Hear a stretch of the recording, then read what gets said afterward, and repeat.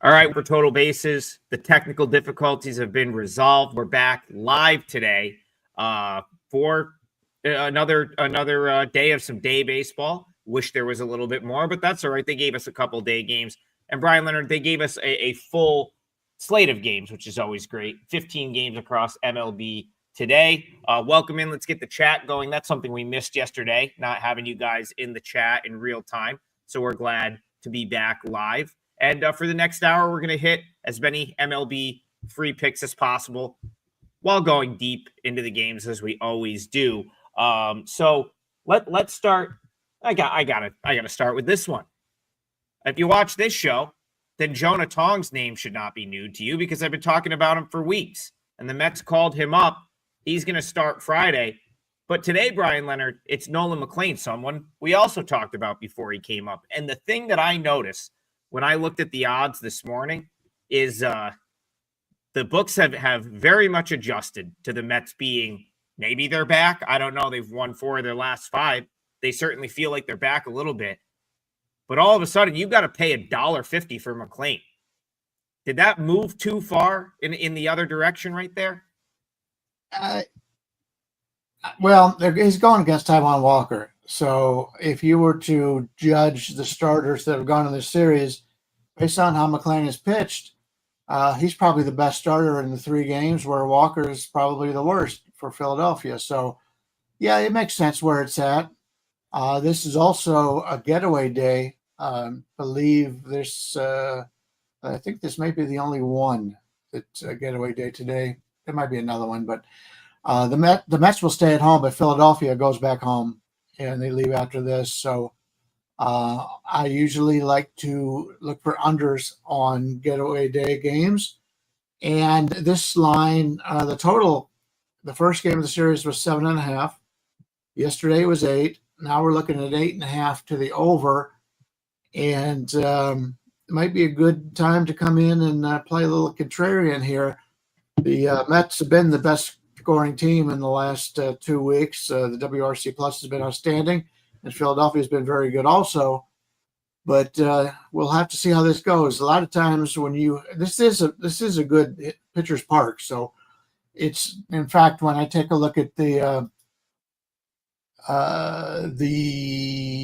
combined effect here on the park factors, Citi Field today is 16% less runs, minus 16% less runs, doubles and triples minus 24%. So we're looking at the Mets in the 150 range and total 8.5 to the over. I prefer the under here. Walker's pitched pretty well, although he did pitch twice against the Mets in Philadelphia earlier this year, coming out of the bullpen, and he got hit pretty well. But he is a starter now, and he's done very well as a starter. He's been better on the road. And as I mentioned, this is a pretty good pitcher's ballpark. McLean has been terrific. If you are betting on the Mets, you are probably playing the peak, but I wouldn't argue against it because he's been very dominant so far. And there's actually been, talk of that. You talked about the one. There's a couple other guys that they've talked about bringing up and letting them pitch in the bullpen a little bit. So the Mets are, the pitching staff is looking good. They can just get a couple of the guys that Manaea, we did it again yesterday. We bitch about managers leaving guys in too long. He did it once again yesterday with Manaea. Manaea can only go 4 innings at this point. Tanner Bibby's going 4 innings. You know what you're going to get out of these type of guys at this point. They just cannot pitch longer. They're just the way it is. And if we know it, why doesn't the manager know it? Why doesn't he have somebody in the 5th inning warming up in the bullpen? That's what got away from them yesterday. Luckily, the bats got hot late and they came back, but that's always a concern. But I kind of like the under in this one with these 2 pitchers going a little bit contrarian. I'm in no hurry to play it because I think we may find a 9. Right now, you find a 9 at Sports 411, which is like a Chris book, but it's 9 under 24. I wouldn't have a problem betting that one. So today I have a 5% play out in MLB today, so it's on my page. Up 105 units in 2025. So I've doubled the bankroll in 8 months. Go grab that play. KBO, I rocked today. I had LG, bad odds, but I also had Samsung first 5 and Samsung money line, and they're winning 14-1. So I feel comfortable calling that one in the 7th or 8th inning. Regarding this game, yeah, McLean, 2 starts, but man, has he been good. And my numbers love him. But the question is 2 starts enough of a sample size? Well, he's not walking anyone. His walk to strikeout rate is excellent. But I would be inclined to take an under here because Taijuan Walker's numbers against the Mets are pretty good. His away stats are better than his home stats. However, I've never been a Taijuan Walker fan. And both of these lineups, according to my rankings, are top 5 lineups. So there's no way I would take an under here. But that would be my inclination. If anything, man, the Mets are just so hot. It's hard to go against them. The Phillies were just as hot, 2 weeks ago. So, baseball goes up and down. Can the Mets, take this one? I would be inclined to take either the Mets or the under, but there's no way I'm going to do either one. Yeah, this was the spot I had circled for the Mets in this series going into the series. So a little annoyed at myself. I played the Mets all 3 games over the weekend, went 2-1. So it did yield a profit. And then I kind of looked at this series and said, I didn't think that they would take both of the first 2 games, just being honest. I mean, even as high as I am on the Mets relative to the market right now, was a little surprised that they were able to get both of those games. Part of it was, and I'll go back to something Brian said, Manaea should be coming out of the bullpen at this point. Jonah Tong is going to ultimately replace him in the starting rotation. You're going to see a rotation of Tong, McLean, probably Senga, Peterson, maybe Clay Holmes. But I think Manaea is the one that needs to go. Like Brian said, can't really go deep into games. I'd rather see him come out of the bullpen come playoff time. So he was, that wasn't someone I really wanted to bet on. Again, I still like the Mets here. It's just the price has sort of, I feel like I've gotten priced out. Like Brian said, you're definitely like laying sort of a premium price now to back McLean in the -145, -150 range. Doesn't mean it's the wrong side. I do think there's probably still some runs. Both teams have used up some pen the last couple days, and you have 2 offenses like Tokyo Brandon said that are very capable. So 8.5 is a little bit appealing here, given the fact that that's a kind of a favorable number for an over if you're looking to bet overs. But I might do Brian has done this a couple times where it's like maybe you try to in-game the over and get a better number after the first few innings, because McLean's probably going 5 or 6. I expect him to pitch pretty good. Taijuan Walker's been someone that's somehow been just far better than I expected him to be. But actually, the last show, we talked about his improved pitch mix, using the cutter more. So he's actually been better. But I could see one of these bullpens imploding at some point. They have had some usage. So that's a way to look at it. I think if you were to pin me down for a pick right now, I'd say let's just keep rolling with the Mets. They're on the upswing. They're playing good ball. And I really think Nolan McLean is that guy. I think he's there. I'm telling you right now, I said this a couple weeks ago, I truly believe the Mets are going to get the playoffs, and their 1-2 is going to be McLean and Tong, and they're going to be a totally different team than what you've kind of seen, this season. So I'm all in on McLean. I'm in on the Mets, and I would pick the Mets in this one if I had to bet it. All right, let's go to Fixer. I think is with an X. Appreciate you commenting. Very interesting spelling there. Hopefully I said that right. He said any early game leans. And there was an early game that I had my eye on and I want to talk about. And I know Brian will love that we're bringing this up because this is his squad. And, I feel like we've kind of gotten this one right so far. Over the course of the last 2 days, Brian had a bet on the Rays on Monday. He put it in our parlay. That was an easy win. Yesterday, he said, kind of look at Messick. I like the under. It was a 3-0 final. The Guardians get it done. And now one of our 4-day games today is Rays Guardians, Progressive Field. Brian, you got Slade Ciccone on the mound. The Guardians just dangling by a thread their hopes, their playoff hopes. Does Ciccone get it done, or would you look the other way in this one? I put a fork in them. They're done. They just yesterday they released Santana. My wife, my mother-in-law, a lot of fans are upset that they did it, but it's what you do when you're out of the playoffs. They're not going to re-sign him again. He's a veteran. He's been a great Indian and then Guardian in this time. And, everybody loves him, but you got to look at the future. So now they're putting Kafis more at first base. He's much better at first base than he is in the outfield. He's just a beginning outfielder. So they'll be able to play him at first base. So they have the first base routine, lefties and righties there. But, they got to start bringing up some younger guys, figure out what the hell they got, because they don't have much here. I used the under yesterday as my best bet, 4% play for anybody who bought it on $5 Tuesday, and they scored 3 runs in the first inning and no more scoring the rest of the game. So a little surprised by the start, but it worked out pretty well. Can't argue with a 4.5 run win.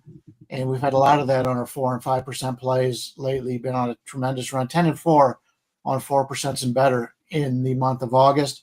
Rasmussen on the mound, 2.62 ERA, 3.44 expected, 0.99 WHIP. He's a guy I love. Doesn't walk a lot of guys, and even though he doesn't have the greatest arm strength at this point, he still throws a 4-seamer about 1 mile an hour better than league average for a righty. He's just a guy I usually like to play, and he's going up against Slade Ciccone, who has really struggled lately. He's still got that 4.41 ERA, not the greatest, but his expected ERA 5.58. So maybe 5.68, and a WHIP of 1.28. He's in the 6th percentile or worse in expected ERA, expected batting average, average exit velocity, chase rate, barrel percentage, and hard hit percentage. He doesn't strike enough guys out. He walks. His walks aren't bad, 6.4%, which is a little better than average, 2% better than average. But that's really all he does. He's in the 78th percentile in walk rate. Too many pitches in the zone, and he's getting hit, and he's beginning to hit hard. I prefer Tampa Bay here, and I like him probably better in the first half. Let me check the quick first half line on this one.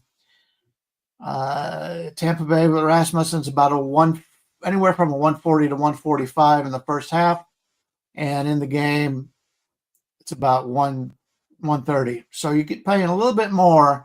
Both bullpens should be in good shape tonight because there hasn't been a lot of scoring in these games, and both bullpens, other than I believe one player for Cleveland's probably not going to be able to pitch tonight. But other than that, all the bullpen is set up pretty well. The Cleveland bullpen has not been nearly as good second half of the season, obviously, when they've lost Class A. So I do have some concerns about that. So maybe take a look at Tampa Bay first 5 at minus 140 or so. Maybe something to take a look at. A lot to like about Rasmussen. I mean, guy is a stud, and I've watched him pitch. Love what I see. Passes the eye test. He's got great numbers on the road, a 2.68 ERA in 47 innings. And also, he's only given up 4 earned runs in his last 4 starts. So that's pretty solid. On my rankings system, I have him ranked 6 on a curve of 30 out of all starting pitchers, where I got Ciccone ranked 25th out of 30 on a curve. Ray's bullpen has shaped up lately. They lost yesterday, but that wasn't the bullpen's fault. And got him ranked 4. Cleveland's ranked 21. And regarding the hitting, despite getting blanked yesterday, I still have Tampa Bay ranked number 6 in MLB, which is surprising because they're never really known as a great hitting team. So I'd like to back Rasmussen here. I mean, he's a good pitcher. Thing is, Ciccone is kind of my nemesis ever since he was with the Diamondbacks. He's one of those guys who every time I fade him, he goes 7 innings, no earned. So hopefully he doesn't do that today. But he does have a home ERA over 5. So maybe that's a sign that he's not gonna bite me today. So yeah, I'd like to back Rasmus in here. Yeah, I like the Rays. I don't like the Rays as a team, but this matchup sets up nicely for them. You were talking about Ciccone kind of gets you. Like, I feel like he's gotten me in certain spots, but his expected ERA is almost 6 on the year. I think he's in the bottom 5% in the league in expected ERA and expected batting average. Not good. Has some of the lowest chase rate in the league. Doesn't get a ton of swing and miss. Gives up hard hit. Like, I'll go back to like what I said during his last start. He's a guy that's pretty much like, the Guardians. I think Brian talked about this last week or maybe the week before, where the Guardians went a different way in terms of building organizational depth. They've really started to focus on drafting position players, probably because their lineup is atrocious. I think they kind of saw the writing on the wall with this last year and maybe the year before, where they had what they felt like was a really good team and just not a ton of offensive really firepower outside of, Ramirez and maybe Naylor at the time. Suddenly they don't have much pitching in the organization. And so I think Ciccone was a result of just, he was available. The Diamondbacks essentially gave up on him. So the D-backs gave up on him. He was available. And I think they said, let's just grab a couple of these guys and see what happens. And then what happened was Ben Lively got hurt.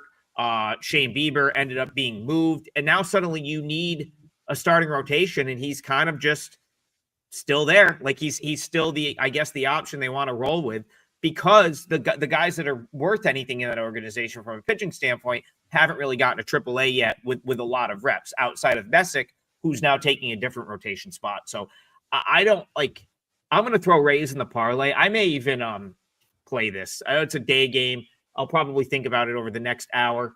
I was kind of hoping to get like maybe 10 cents cheaper, just because the Guardians take money sometimes. Like if you could get me down to like minus 120, I think I would be all over the Rays right here. Brian, what are we at right now? Like minus 130 for this? Minus 135? Yeah, there's a 27 out there at Pinnacle, but everything else is, 130 all the way up to 140.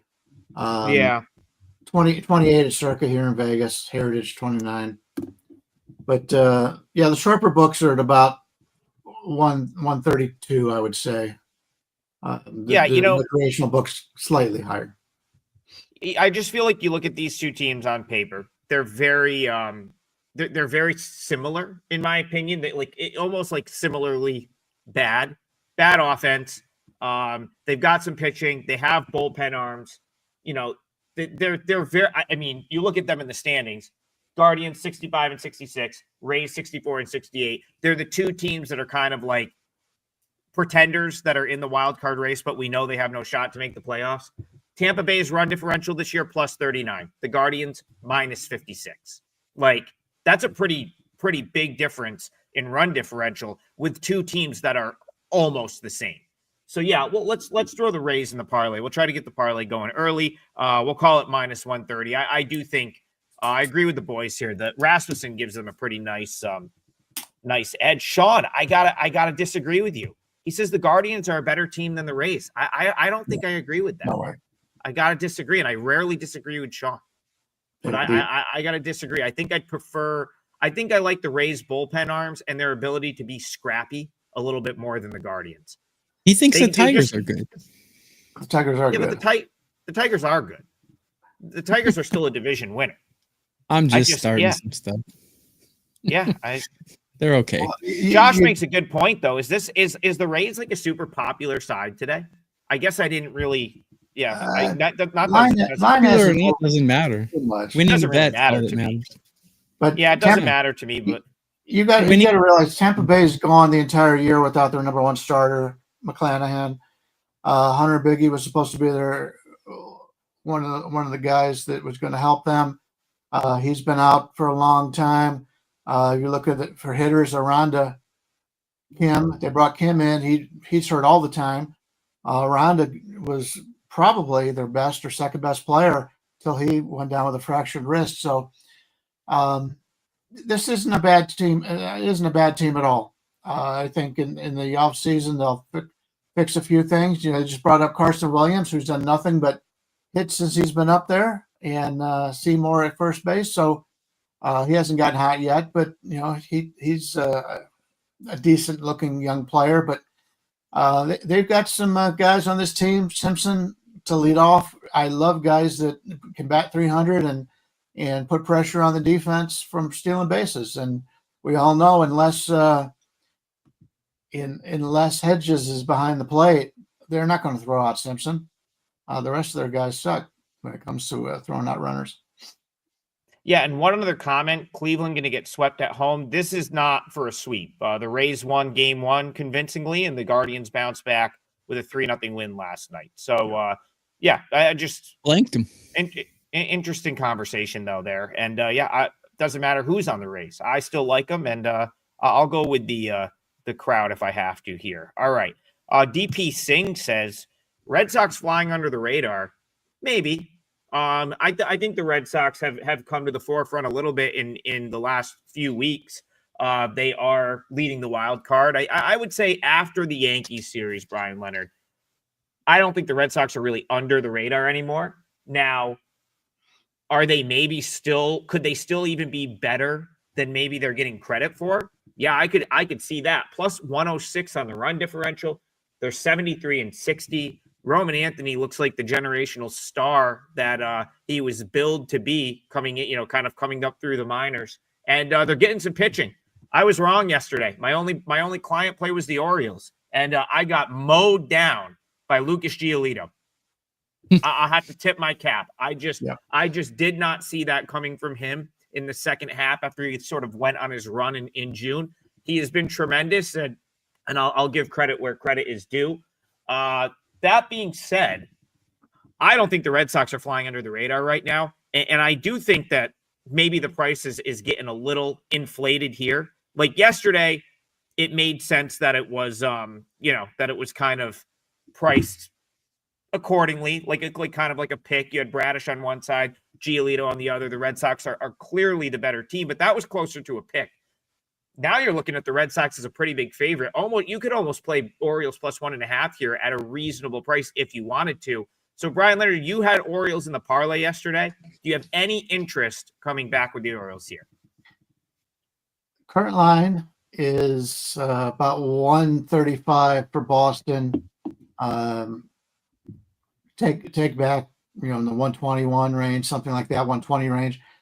Ends going. He's a lefty going for Baltimore. He came over from Detroit. They cut him in Baltimore, picked him up, I believe, is how that worked out. But the total is 9 here.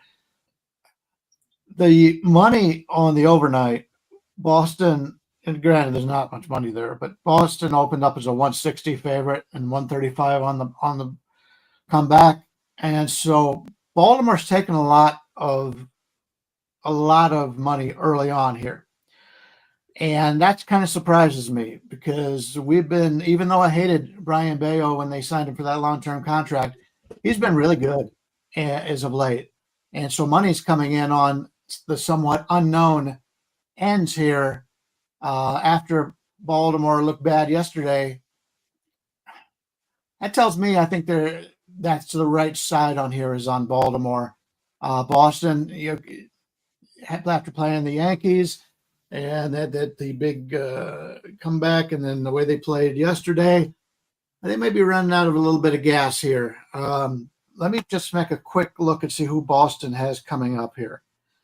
After this one, let's see. Tomorrow they're at Baltimore for the finale, and then they're home to Pittsburgh. Okay, so there's nothing to look forward to in that regard.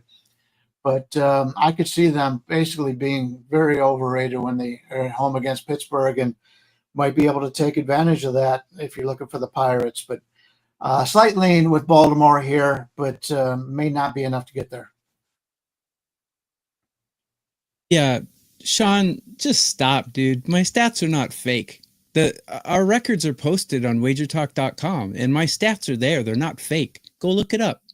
I'm the number one guy 3 of the last 4 years. Go look it up. Better yet, ask WagerTalk. Go ask. info@wagertalk.com. Go ask them. Anyways, back to this game. I like Boston here because I like Bale and I like his stats against the Orioles. And I have the lineups pretty even. I like Boston's bullpen better. And Dietrich Enns is a guy who I've watched since he was in Japan, and I really didn't like him. He played for Cebu a couple years, and he was just average. He couldn't even make the number one rotation spot on his own team in Japan. So I don't really have a lot of faith in him. I don't really know what he's done this year. Oh, he's 1-2 with a 4.97 ERA. Oh, not a lot of faith in that. So it would be Red Sox or nothing here. Dude, Sean, just give it a rest, dude. You're so lame. Anyway, that's my thought on this. Boston or nothing for me. I'm getting more interested in the Orioles as I look at Twitter. So I kind of, Dietrich Enns has really been a bullpen guy the last month plus. Like when he got called, so and I had to kind of look this up because early in the year when he was with Detroit, he was a starter at Toledo. Then he got called up. If you remember, we talked about him. Actually, we gave out a winner on Enns on the show. Believe he started a day game against maybe it was the A's, and he pitched really good. We ended up kind of cashing with him. And then he had a couple of good starts, moved to the bullpen. As Brian said, he got let go. Orioles have picked him up, and they've used him out of the bullpen since. So it looks like he's going to be an opener here. And it looks like the guy that's going to be behind him is going to be Roansy Contreras, who has actually thrown the ball pretty good at Norfolk as a starter. So that's far more appealing to me than a Dietrich Enns start, because it looks like they're going to probably let Enns go once through. He'll face the lefties in that order, the Roman Anthonys and the lefties they have at the top of the order. I think he'll be more than one inning. I'm guessing that they're going to probably let Enns go two, and maybe let him go until he sort of gets himself into trouble. If you look at his recent relief outings, there's a lot of 2-inning outings there. So I think you see Enns for 2. Roansy Contreras is a totally different look. I mean, he's going to come from the right side, throwing stuff with movement. Like I said, I thought he's thrown it well for Norfolk for most of the year. That's actually pretty appealing, and I wonder if that's maybe why the Orioles are taking some money, because I kind of see that being a tough setup for Boston, having to deal with Enns for 2 innings, and then Roansy Contreras, who they probably, I don't know if they've ever seen him. Where did he spend most of his time, Brian? Pittsburgh, when he was up in the league for most of the time? Was he a Pirate? Yeah, he was a guy that was highly touted for Pittsburgh and never really worked out. But we've seen pitchers travel from one place to another. They make a couple adjustments, other than Nick Abel, who still stinks, at least so far, with Minnesota as he did with Philadelphia. But every team makes a little bit of adjustments. And, even though Enns has that 4.97 ERA, his expected ERA is 3.57. He's only thrown 55 major league innings, and he's a lefty. And I just love lefties that people don't see very often. And so we saw it yesterday with the Cleveland pitcher, and he's done it 2 starts in a row. I think Enns will probably go 3 innings, but we'll see how this works out. Yeah, and with a guy like Enns, I mean, you talk about like good expected ERA numbers. You would like to think that his numbers trend toward that if they're going to keep him in this relief role, right? Because they're clearly putting him as an opener to set him up for success. I know the Red Sox have a couple of lefties at the top of their order, and they wouldn't put him as an opener if they didn't like his matchup against like the first 5 Red Sox hitters. So yeah, I think Enns could have success, and then suddenly you get Roansy Contreras throwing some nasty stuff from the right side. Like I said, I've caught 2 of his starts at Norfolk. I thought he's thrown it really, really solid. Orioles I think are worth the flyer at plus price, and I like Orioles plus 1.5 as well. If I didn't put the Rays in the parlay, I may have probably put that. I don't know. Am I allowed to change? No, I'm going to leave it. Let's leave the Rays for now. I might change by the end of the show. All right. Let's I was going to put the Red Sox in the parlay, but I'll lay off. So No. Okay. I won't. I'll wait. I'll leave Rays. I'm going to leave Rays, but I do think Orioles have some value, knowing that that's going to be the setup. I think that's a tough setup for the Red Sox. Okay, let's move on. Chat's firing away. We love it. We love all the interaction. Listen. There's no wrong comment. there's no, if you want to say Trig, you suddenly are dog shit because you're 0-6 the last 3 days. That's fine. I'll take that. I was 5-0 on Saturday, but hey, this is how it goes. Brian Leonard, I wish I could go 1-1 every day, but it doesn't work like that. Sometimes you win a few, sometimes you lose a few. We love the comments and the interaction regardless. Someone said terrible pick, Adam. I'm not sure if they're talking about that pick or last night's, but they were both equally bad. But yeah, we love the comments. Hop on to the WagerTalk YouTube channel. Drop us a comment or a like or subscribe. We appreciate any interaction, and it lets us keep doing this going forward. Did you guys win the parlay yesterday? No. I think 2 of the legs lost. We got to get a parlay winner. We are basically back to even. And last time we were back to even, we cashed one. So maybe we'll cash one today. We'll keep trying. But I want to go to this game because as if the chat is not fired up enough, let's see if we can get a more turn over here because the A's, yeah, they're dangerous. And the Tigers have found that out firsthand the last 2 days. And it doesn't surprise me, Brian Leonard. It surprises me that Scooble blew the lead on Monday. I like the Tigers at the price in that game once the A's took the money and got Tigers down with Scooble to like $1.80. Yesterday, I did a video for the WagerTalk YouTube channel, gave out the A's. They got the win, and I'll continue to make the same point. The Tigers took their foot off the gas in that series against the Mariners, and they have not been able to recover since. And they're just a team that they need to do all the little things right because they're not talented enough to win games unless they're doing all the little things right. Brian, they're not doing the little things right. They've lost 2 games in this series. Do the A's win again today? Well, they could very well. I talked about Detroit when you got such a big lead in the division. We've seen it with the Dodgers, and the Dodgers haven't been able to come out of it either. But Mize going today against Morales. Mize is about a 125, 123 favorite, something like that. Total's 10.5. When you take a look at the ballpark factors for today, this is expected to be the highest scoring game over what we would normally have. The wind's blowing out here, and they're expecting 21% more runs in Sacramento than you would have in a normal ballpark in Major League Baseball. Mize is a guy who surprised me a little bit earlier in the season. He's starting to fade a little bit now, as we expect. Still 3.68 ERA, 3.78 expected, 1.27 WHIP. He's always had a little problem with the WHIP, but he's pitched all right. I mean, he's highly touted, and his time is going to come. But Detroit's had a lot of these guys that very much like Cleveland, where they've had these guys that were supposed to have been a lot better than what they ended up turning out to be. Mize is great, 83rd walk percentile, extension 88th, but everything else is 50% or lower. I do have some concerns about him. Does throw 5 different pitches at 10% or more. I do like that. Morales going for the A's here.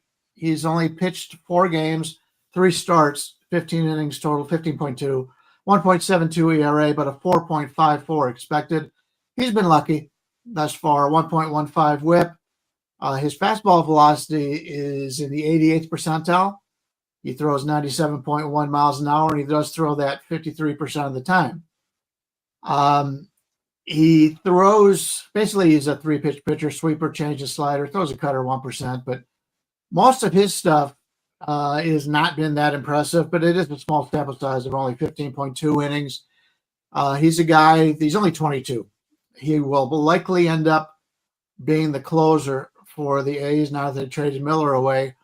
He's their number 1 prospect, and I think we can get a few good innings out of him here against an opponent in Detroit that really isn't playing as they did earlier in the season. They faded a little. Everybody, when you get off to the kind of start they had, we know it was all going to happen. And but they played a little bit better lately. I believe they're 7-3 the last. Let me take a quick look here. Standings: Detroit 6-4 their last 10. So they're not killing anybody. They're still, they go 6-4 the rest of the way. They win in a landslide in this division. So don't like Detroit here. Would prefer the Athletics. Don't know if I'll get there, but I do like the way this Morales pitches, and he's a lot of fun to watch. Yeah, I think Morales is the wild card here, but my numbers like him a lot. By the way, guys, I do have a 5% play out today and a free play loaded at my page at WagerTalk.com. Go take a look. I'm sure my colleagues here are going to have something up if they don't already. I love how you guys comment when I lose a game, but when I went on an 18-2 run, nobody said anything. It's kind of funny. Anyways, regarding this game, Morales is kind of the wild card, but he's pitched well. And my numbers really like him. The question is the sample size large enough?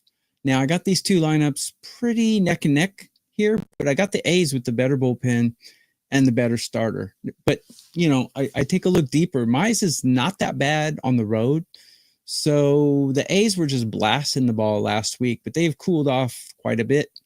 I got both of these teams ranked number 12 in run production in the last or current form. So it would be A's or anything, but I'm going to lay off it because Tigers are a good team. I mean, I'll give them props for that. They are a good team. I was just joking around earlier. They're a decent team, and it's really hard to like win 3 in a row against a really good team. So the way they lost yesterday was a little bit heartbreaking, though. I don't know. I'm a little torn, and when I'm torn, I just lay off because not betting is not losing. So it sounds good to me. So I'll lay off this game. But if I had to bet it, I would bet the A's.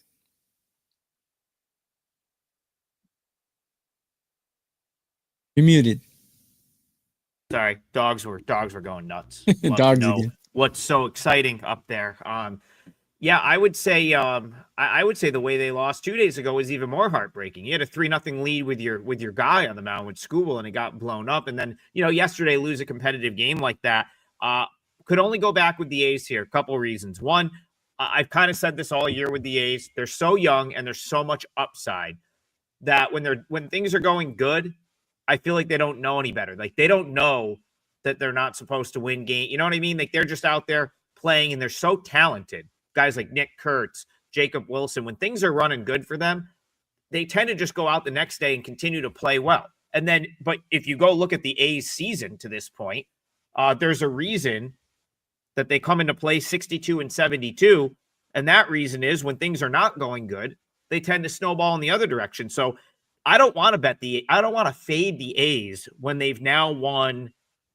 What do we decide? They've won 8 of their last 11 games. I think they've won 8 of 11, something like that. That's not, I don't want to fade the A's in that stretch because it tells me that things are going well. They just got Jacob Wilson back. That's a huge boost to the lineup. Wilson was out for a little while. So I like the A's from that standpoint. The pitching, like the upside would be with Morales. The problem is, going back to what Brian said, he profiles more as a reliever to me. He was throwing 99 in that start against the Mariners. So you want to talk about like Morales's velo being like what do they have his fastball at StatCast, maybe 97. That Mariners game, he was 99 on the black for a lot of that game, and the Mariners had no chance. Problem is, can he keep that going game to game? Because we've seen times where he's walked a few guys, gotten in trouble. To the Tigers' credit, they're very good at least if you look at their whole season, they're very good at capitalizing on base runners. They run the bases well. They go first to third well. So it's like, you're right, TB. Morales is the wild card because if he comes out like he did against Seattle and he's hitting corners, throwing 99, I don't think this Tigers lineup is going to do much against him. Problem is if he's giving up a couple cheap base runners like he did 2 starts ago where he had 5 walks and couldn't get out of the third inning, that's a problem. So ultimately, I think the value is kind of gone on the A's here. I would have wanted like a little bit more of a plus price or maybe a better chance to take the plus 1.5. But I just don't like what I've seen from the Tigers right now. And I don't want to bet against Morales because I know if you watched his last start, his stuff was incredible. Sweeper, 99 on the black. Mariners couldn't touch him. I don't think the Tigers would be able to touch him if he shows up like that. So, maybe a couple guys are in the chat saying like A's team total. I don't mind that. This one could get up there again in the score. So yeah, that's a good conversation, and not really quite sure what you do with that one, but it should be a good one to watch. Let's see. David says, how about those Astros yesterday? Yeah, that was something. We were kind of joking off air. Tanner Gordon, his like third straight good start. But Brian Leonard, how much of that was Tanner Gordon? How much of that is the Astros just being totally lost at the plate right now? And do you see any angle into Astros Rockies today? Yeah, the last 14 days, WRC plus on Houston is 65, just ahead of Cleveland at 36. Cleveland was 36 yesterday. They're still 36 and they won. Tells you how bad their hitting is. Yeah, Houston, we thought they were breaking out of it, but they sure didn't come to play yesterday. And to get to Hunter Brown, that was pretty impressive. It'll happen. This is baseball. Houston probably thought they had the game won before the game even started. That happens all the time. Let's say, like for today, if they hadn't lost yesterday, they probably would have overlooked Olander on today's card. But we're getting Valdez, lefty at home. He's about a 295 favorite here. 290. Let's go 290. 8 to the under, -20 or so in this one. We're looking at Colorado, as I pointed out. They're not a good road team at all. They have not been a good road team for years and years. But they were a good one yesterday. That happens. Olander comes in with a 6.91 ERA, 5.57 expected. He's 2-10 on the season, and he's a better pitcher than that. Just so happens he pitches in Colorado. He's only 23. Fastball velocity is great, 97.8 miles per hour, 94th percentile. But expected ERA 7th percentile, chase rate 5th, barrel rate 2nd. Having a barrel rate in the 2nd percentile and pitching in Colorado is not a good thing. He's going to be a good pitcher on the road eventually. Who knows what he does in Colorado? Freeland's the only one I can remember that has pitched well there lately. But Framber Valdez, 3.32 ERA, 3.80 expected, 1.21 whip. But his extension is only in the 7th percentile. His hard hit rate, the 9th percentile, average exit velocity in the 13th. So he can be hit. Ground ball rate, 98th percentile, which is where he makes his money. He throws that sinker 45% of the time, keeps people from hitting home runs. And that means a lot. Look at Soriano for the Angels. I mean, the guy knows how to get ground balls. He had like 4 double plays the other day again. And those are the kind of guys you like to bet on. So I think Valdez will have some success here. I think Houston wins. Do I want to lay that number? I said yesterday, no, I did not want to lay that number. And today, I don't want to lay that number. So I will be passing. Yeah, Framber Valdez has not been himself lately, but take a look at his last starts. 3 of them have been on the road. If you look at his home ERA, it's 1.85, which is really impressive. And his career numbers against this team are also impressive against these batters. 214 average against with a 643 OPS, but that's only 14 at bats against. So can't really put any credence in that, but you can put credence in his home ERA at 1.85. Granted, his last 4 starts have not been good. He's given up, I think, 13 runs in his last 2 starts, but not good. But his home ERA is incredible. So I'm a little conflicted here. Astros definitely are not worth the -300 price because look what happened yesterday. Can the Rockies win 2 in a row? I tend to be one of those guys who thinks yesterday has really not much to do with how today works out. But humans are humans and human nature is human nature. And sometimes, something like yesterday stings a little bit and you come out with a little extra oomph to win the game. Astros are definitely a better team. But I'm definitely not playing this game after what happened yesterday. So, I'll pass on this. But I don't think there's any way. I don't think the Rockies have a snowball's chance in hell of winning this game. If I'm Chase Dollander, I'm so annoyed at the fact that I got drafted by the Rockies and that they continue to do what they do. He was their first round pick in 2023. Okay, that's two years ago. For those of you keeping score at home, that's not that long ago. It would not be he has a 98-mile-an-hour fastball. He does not know how to pitch at the big league level yet. Okay, he's got a 5-pitch mix. He's got a great fastball, 98. If you're throwing 98 in Major League Baseball, yet you can't get anyone to swing at any other pitch that's not like right over the middle of the plate, you should be in AAA, especially as a 23-year-old prospect. Yet the Rockies continue to just trot him out at the big league level when they're 60 games under 500, which makes virtually no sense. There's other options. They have other guys that could get pummeled at the big league level. This is a team that's 38 and 94.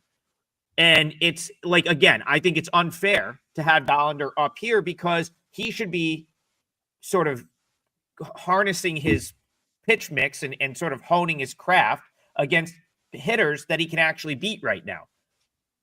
Even with the Astros having their hitting woes, he can't beat like big league lineups. I mean, yes, he's had like a couple of good starts. Every once in a while, it's going to happen when you throw 98. But he doesn't, no one swings at anything else. So he's out there and it's like he's got a good fastball, but he's got 5 other pitches that any big leaguer just waits for and crushes. And so I don't see how that doesn't happen again here, even with the kind of how cold the Astros have been. They saw Dollander earlier this year at Coors Field, and they had him out in the 3rd inning. 6 runs on 7 hits, 2 2/3, 1 strikeout. Shocker. No one's swinging at anything out of the zone with him, and most guys can hit a 98-mile-an-hour fastball. So I'll go Astros team total over. I do think you're going to see, like when the Astros score, they're going to probably put up a crooked number. It's only 4.5, and you can get it for like $1.25, $1.30. That feels like a good bet. I wouldn't lay the minus 250 because that's just a crazy price on a team that's not playing well. But I think 5 runs is very doable for the Astros here. Or like Turnbuckle Tommy says, you could go Dollander over 2.5 runs. I don't mind that either. I think this is the day that the Astros score some runs. All right. Brian, do you want to throw a game out there that we haven't talked about yet? There really isn't a lot right now I'm really that invested in at this point. If somebody else has got something they want to talk about, Mark Kinson and like 3 other people said, can we cover Braves Marlins? So let's cover Braves Marlins. And that's going to be, it looks like we've got Joey Wentz and Ryan Gusto in his new home of Miami, Florida. Gusto has been giving up runs, like Gusto, in Gusto, I guess you can say. But Joey Wentz, 5.25 ERA, 4.39 expected, 1.47 WHIP. His extension is great. He's 6'5", 93rd percentile. Other than that, he looked really good his first few starts for Atlanta, but lately not so good. He's had 7 starts on the season. He's the shine is off of Joey Wentz as a starter here. He didn't start anything last year. 2023 had 19 starts, but 6.90 ERA. Average exit velocity, 7th percentile. Walk rate, 15th. Hard hit, 15th. Don't want Joey Wentz here. I think Miami will get to him. They're a better team than what they've shown, but I don't want Ryan Gusto either. He comes in with a 5.05 ERA, 4.16 expected, 1.40 WHIP. Other than the walk rate in the 69th percentile, everything else is league average or worse. So we got 2 starters here that I'm not really crazy about either one. I do believe this might be the other game that is a getaway day, if I'm thinking correctly. But there seems to be a little bit of value here on Miami, but the line is currently about 128 for Atlanta, 8.5. I'm just not going to be able to get there because I just don't trust Gusto. He has looked bad. He didn't. Usually Miami is very good with these guys once they get them. He hasn't been very impressive overall. So I'll sit this one out. There's other games to play. Me gusto cerveza. I can say I like beer in 3 different languages. Birusquitas. Me gusto cerveza. I like beer. So I have a 5% play out today. Go grab it, guys. It's Major League Baseball. It's a money line play, and it's a good one. So regarding this game, these two teams, I have them the closest of any matchup today. So I am not playing this game. We have two teams that are not making the playoffs, playing for stats, basically. Not a lot of motivation, kind of playing out the season here. I got Atlanta hitting better. I got Miami's bullpen better. And I got the two starting pitchers basically neck and neck. So I am not going to play this game, even though I do like beer. Yeah, Joey Wentz, if you remember last week, that was, I believe, Friday, the first time I gave the Mets out, and it was a winner. And I kind of talked about Wentz being just like not really profiling as a guy that's going to have success as like a starter over 6 innings. I mean, that's kind of what happened. I think he got blown up maybe in the 3rd or the 4th inning of that game, turned into 6 runs on 9 hits over 3 1/3. That's, the Marlins are a team that I've been a little bit hesitant to back recently. I think the Kyle Stowers injury really sucks for them. I mean, he was kind of having the breakout. He was the star of that team. But Stowers probably not as important in a matchup against Wentz, who's a lefty, and he's very tough on lefties. So, again, here is like, I've kind of been out on the Marlins. If you remember earlier in the year, I was very high on the Marlins and looking for spots to play them. I've been out on them lately, but here, as a dog, I think it would have to be Marlins or pass. And then, for Gusto, he's a guy I didn't really care for when he was with the Astros organization. But I've liked what the Marlins can do with these like pitchers that they sort of inherit from other places, and then they'll decide if they've done anything with them or not. But look at a guy like Jansen Junk, who comes in, didn't have much success in his previous stop, and they've kind of turned him into a serviceable player. And they've done that with some bullpen arms as well this year. So I think because of that, even though Gusto hasn't thrown it great yet since showing up in Miami, I think that there's a part of me that thinks that maybe he's got some upside. And I still think the Marlins have far more upside than the Braves, who I truly believe you're going to see the Braves, and maybe we started to see it this weekend a little bit. I think you're going to see the Braves sort of mentally check out. There's a lot of veterans on this team. As you guys have pointed out, they're not going to the playoffs. And I do think as the calendar turns to September, and you've got a roster with guys like Acuna, Madelson, some of these like older veteran guys, you're just going to start to see this team go through the motions, and they're going to be a team I want to bet against more often than not. So in Miami, rubber match of the series, I think the only way I could play this one is Miami plus money. Not my favorite thing on the board, but I would just take the value there. Okay, let's see. We have we've got 5 minutes left, 6 minutes left, and we still need parlay legs from both of you guys. So, do either of you have a game that we haven't talked about yet, or do you want to just lock in your parlay on something we have talked about so far? Yeah, I'll just go back and talk about that Tampa Bay game against Cleveland again. Why change if it's nothing's broke, as they say? Cleveland's offense is terrible. Rasmussen, I believe, will have some success against them, and the bullpen for Tampa Bay looks pretty healthy in this game. I'm going to play the Cleveland team total under 3.5 at -135. Only twice in the last 11 games have they scored more than 3 runs, and I don't see it breaking out here. Yesterday, as I pointed out, they scored 3 runs early, were shut out the rest of the game, and that was on the heels of being shut out 3 of the last 4 games. So Cleveland's offense is not playing well right now, and they're going up against a pretty talented starter in Tampa Bay. So I'll play the team total under 3.5 at -135. I don't think Cleveland will score 4 runs in this game. TB, what My about leg you? of the parlay is a game we already covered. I'm going to take Boston. Sorry, guys. I'm going against the grain here, but I like Boston -155 on the money line. It looks like we have enough time in the show to cover one more game. You After get them the at parlay. 135 now. Well, good. We are. 135? Wow. Yep. Great. lot of faith in gonna Dietrich ends there in the market, huh? Okay.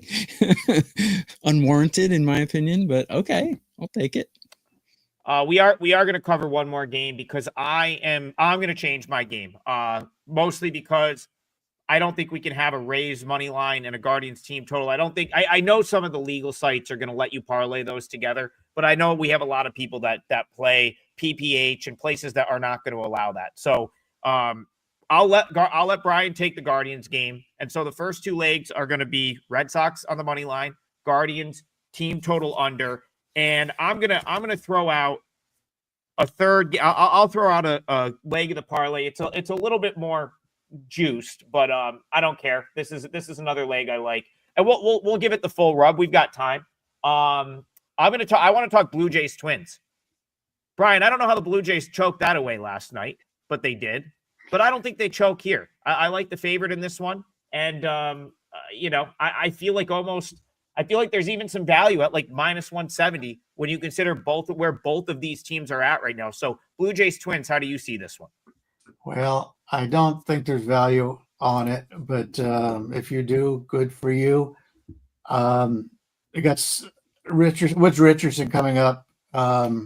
He will take the place of Zebby, who they're pushing back a little bit. Eric Lauer's been very good. He's a lefty going against Minnesota. Current line is about a 180 favorite, total of 9. I agree. I thought I wanted Toronto, but I didn't want to lay this kind of number. Toronto's been so good for so long that they're going to be a little bit of a drop back down a little bit, especially against a team like Minnesota. And granted, but by the way, they lost yesterday. Maybe it doesn't happen today, but when I take a look at these guys, Richardson is 4.24 ERA, 4.30 expected, 1.40 WHIP. That's a little bit high. Everything on his card is all the StatCast cards in the blue except for his extension. So he's not a guy I'm really looking to play. But then we've got on the other side, we've got Eric Lauer, who, yes, he's made some adjustments this year. He's been a totally different pitcher. 2.76 ERA, 3.37 expected, 1.08 WHIP. But his ground ball percent is in the third percentile, which means he throws a lot of fly balls. And this isn't a good stadium if you're trying to avoid home runs. It's a pretty decent home run hitting ballpark. His fastball velocity is only in the 14th percentile, average exit velocity the 24th. So his numbers I'm taking with a grain of salt a little bit. Granted, he's turned his career around after missing last year in the United States, and the year before 6.56 ERA, small sample size, 46 innings, but he's been much better this season, and he's been a big surprise. Good for Toronto, good for Lauer, but I just can't lay that number in this one. Yeah, Lauer, guy, I never really had a lot of faith in, but if you look at his numbers, especially against this team, really good stuff. He's got a 2.45 ERA at home as well. It's only 33 innings, but I think that's enough to say he's pretty good at home. 220, 231 average against versus these batters, but it's only a 13 at-bat sample size, so that you definitely cannot use. When I put these two teams together, huge advantage in hitting for the Blue Jays, but we expect that. They've just been mashing. Minnesota mashing yesterday is not something I expected, but they certainly did. Doesn't mean that they're all of a sudden a great hitting team. I have them ranked 26 out of 30. Both bullpens underperforming grossly. And I got the starting pitchers kind of even. I give a slight tip to Lauer because of his head-to-head stats and his home stats. Overall, I think the Blue Jays should be around a minus 130, minus 140 favorite. And it looks like they are minus 180. So the price is a little too high, but I think the right team is favored. Oh yeah, I'm way off there. I got the Blue Jays as a $2 favorite. That's why I said that that there was some value. I also thought I saw before I came on that there was some 175s and stuff like that. Yeah, obviously less value at minus 185, but still perfectly fine to throw in the parlay. I just kind of going back to what I said earlier this season before it was sort of known. I've been high on the Blue Jays all year. I think they're the best team in the American League. And, want to talk about the Red Sox? Like, the Red Sox are starting to put a little pressure on them. I don't think the Red Sox catch the Jays in the division, but they're certainly making them think a little bit. I believe the lead is down to 4. And you have the Blue Jays at home here. They come off of a loss yesterday where, they took a lead into the 9th inning and gave it away. End up losing 7-5, a 4-run 9th inning for the Twins. I guess stuff like that's going to happen, but I just think you get a Blue Jays team that's a little bit more on high alert here after blowing the lead to them. And the Twins, I'll go back and say it again, like they just winning is not even like the second priority for them right now. Like they still have many good players at AAA. I'm not quite sure what the goal is with the way that they're sort of, working their pitching around. They've traded away every bullpen arm. So basically, after the starter in any Twins game, you never know what you're going to get. And then you've got a guy like Simeon Woods Richardson, who hasn't thrown in the big leagues since July and is not someone that I'm particularly high on in general. So Eric Lauer, I think he's going to, I think he's going to want to make good on this, spot back in the rotation because by no fault of his own, he kind of lost his rotation spot for a minute. I think they skipped him last time around. So I don't think Lauer has thrown in about 11 days. I think he's going to pitch great. I don't like Woods Richardson. These two teams aren't even in the same stratosphere. And then, if you can't get him early, the Jays certainly should be able to get some runs late. So if I'm just picking winners, I think the Blue Jays is the strongest matchup on the card. The problem is you got to lay -180. So let's just do it in the parlay. Brian, is that what we're at? Like -180, -185 right there? Yeah, you can get as low as 71 at Heritage, or actually 68 at Circa, but most of the lesser books that will kick you out are in the higher number. So that tells me that Minnesota's got more value. So I would lean a little bit with Minnesota, but it's your pick. It's not mine, and I'm not going to play Minnesota. So, but we're looking at overall, I would say about 180. Yeah, I mean, I think they pummel Simeon Woods Richardson and whatever the Twins can scrape up to throw the last few innings of that game. So I'll go Blue Jays. We have Blue Jays money line, Red Sox money line, Guardians team total under 3.5. So I'll read them again. It's Brian Leonard, Guardians team total under 3.5, parlayed with Red Sox on the money line and Blue Jays on the money line. That comes out to +345. And hopefully we can hit this one so we can stay in the plus on the parlays. We are at the end of the show. Appreciate you guys for tuning in. As always, about 1,000 live viewers, and I know a bunch of you guys come back and watch this on demand. We greatly appreciate that. Tokyo Brandon's got a 5%er today, so go check that out. There's a good chance I'm posting any MLB I play today for free. So head on over to WagerTalk and check the free picks tab because that's where I'm going to post it. Leave a comment for us, too. And leave a comment. Yeah, if you're watching on the replay, drop down below, subscribe to the channel if you haven't already, and leave us a comment. Good, bad, indifferent, or just, if you just want to say hi. We'll take all of them. They definitely help the show. All right, we'll see you guys tomorrow morning, 9 Eastern, for more Total Basis. Have a great day, everybody. Welcome to the best betting show ever. I'm Lawrence Presman, Joe Ranieri, and Art DeCesar joining us. And yes, you heard it right. This is the best betting show ever. It is the name of our new show. The three of us will be on every single day, Monday to Friday. The show starts on September 1st.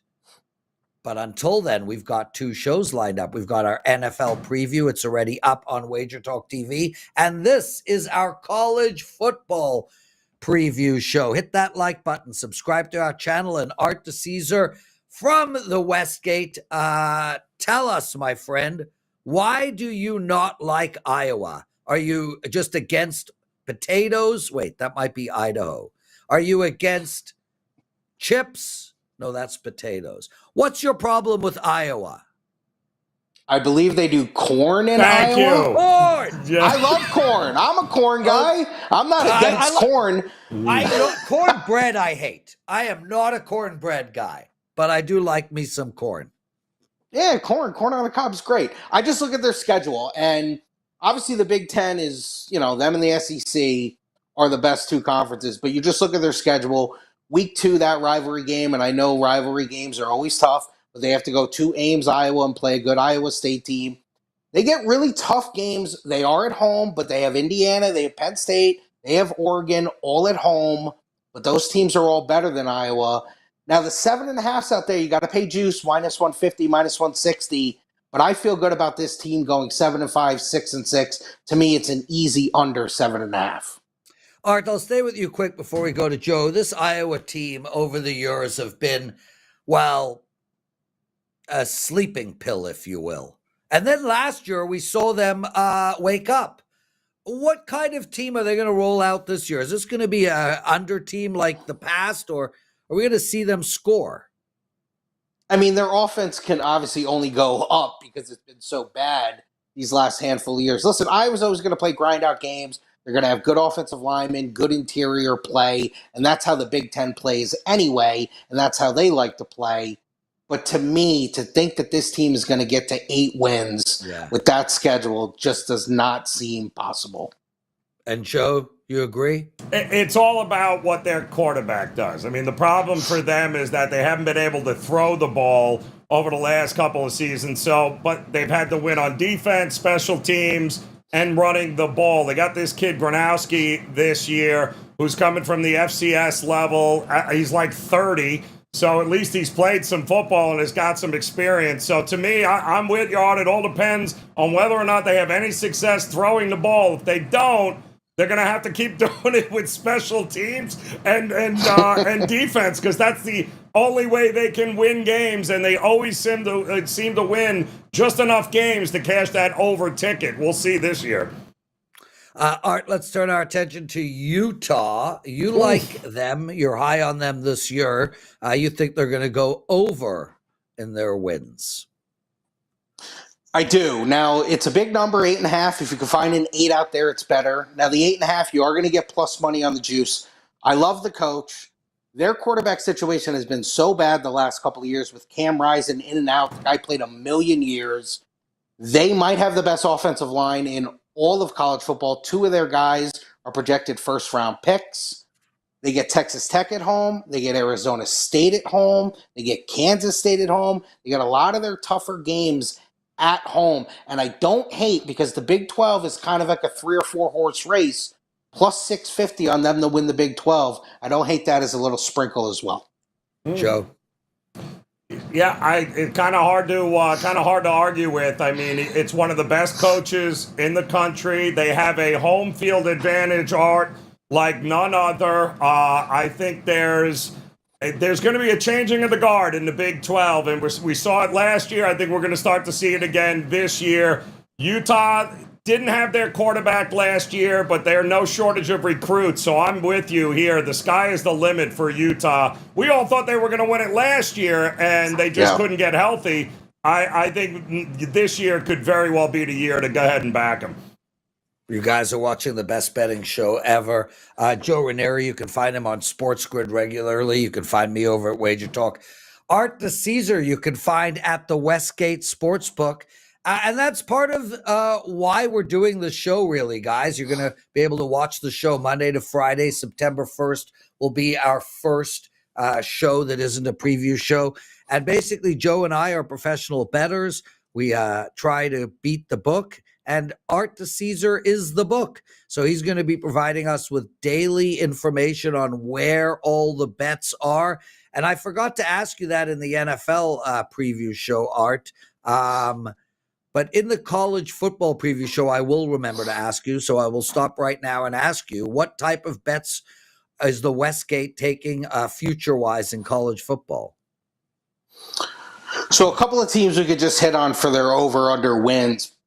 People are very high on Clemson, taking them over 10. There are some 10.5s out there. We haven't gotten there yet. We've just juiced the 10 from flat to -130 on the over. A team in the Big 12 who, obviously, I'm a little anti because I'm pro-Utah, is Texas Tech. They're taking their over wins over 8.5. It was -140. Now we're 9 flat. And they're big on the Air Force under. 6.5, taking that as an under. And let me just throw this out here. This is another Big 12 team. Arizona State, if they were to somehow win the national championship, as we currently speak, we would get murdered on that. We have taken like multiple 4-5 figure bets on Arizona State to win the national championship. Wow. There we go. You're going to hear that information every single day when the show starts on Monday, September 1st. Art's going to come on and tell us exactly where all the money is being laid. He's also going to tell us bets that he personally likes and, some real big syndicates out there and what they're playing. So there's a little sneak preview. Art, let's move our attention to winning the MAC. This division gets a lot of play as we see a lot of weekday games. You like Toledo here. Ooh. I do, and they are the favorites, and they're favorites for a reason. Plus 110 all the way up to plus 130. So you're not getting a nice juicy price on it, but the coach is good. The quarterback's back. This is a team who I believe won the MAC 2 years ago. They're kind of back to what they need to be.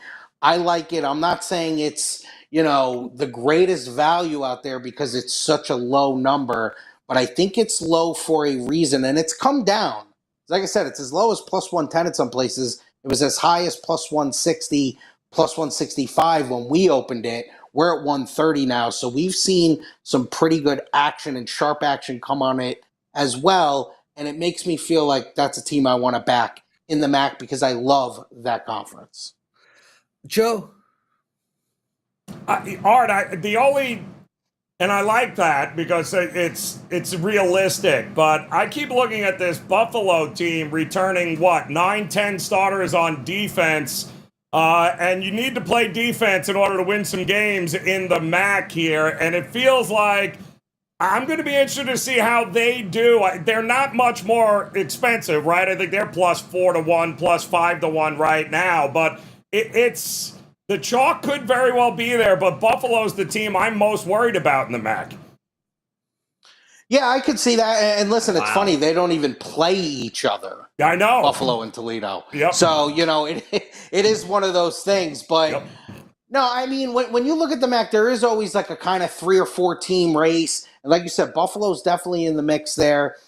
I just look at them. It almost reminds me of Clemson, who's an overwhelming favorite in the ACC. Yep. I think they're a favorite like that for a reason. Didn't think we'd be on a show so soon talking about how Buffalo can win anything. Yeah. That's amazing.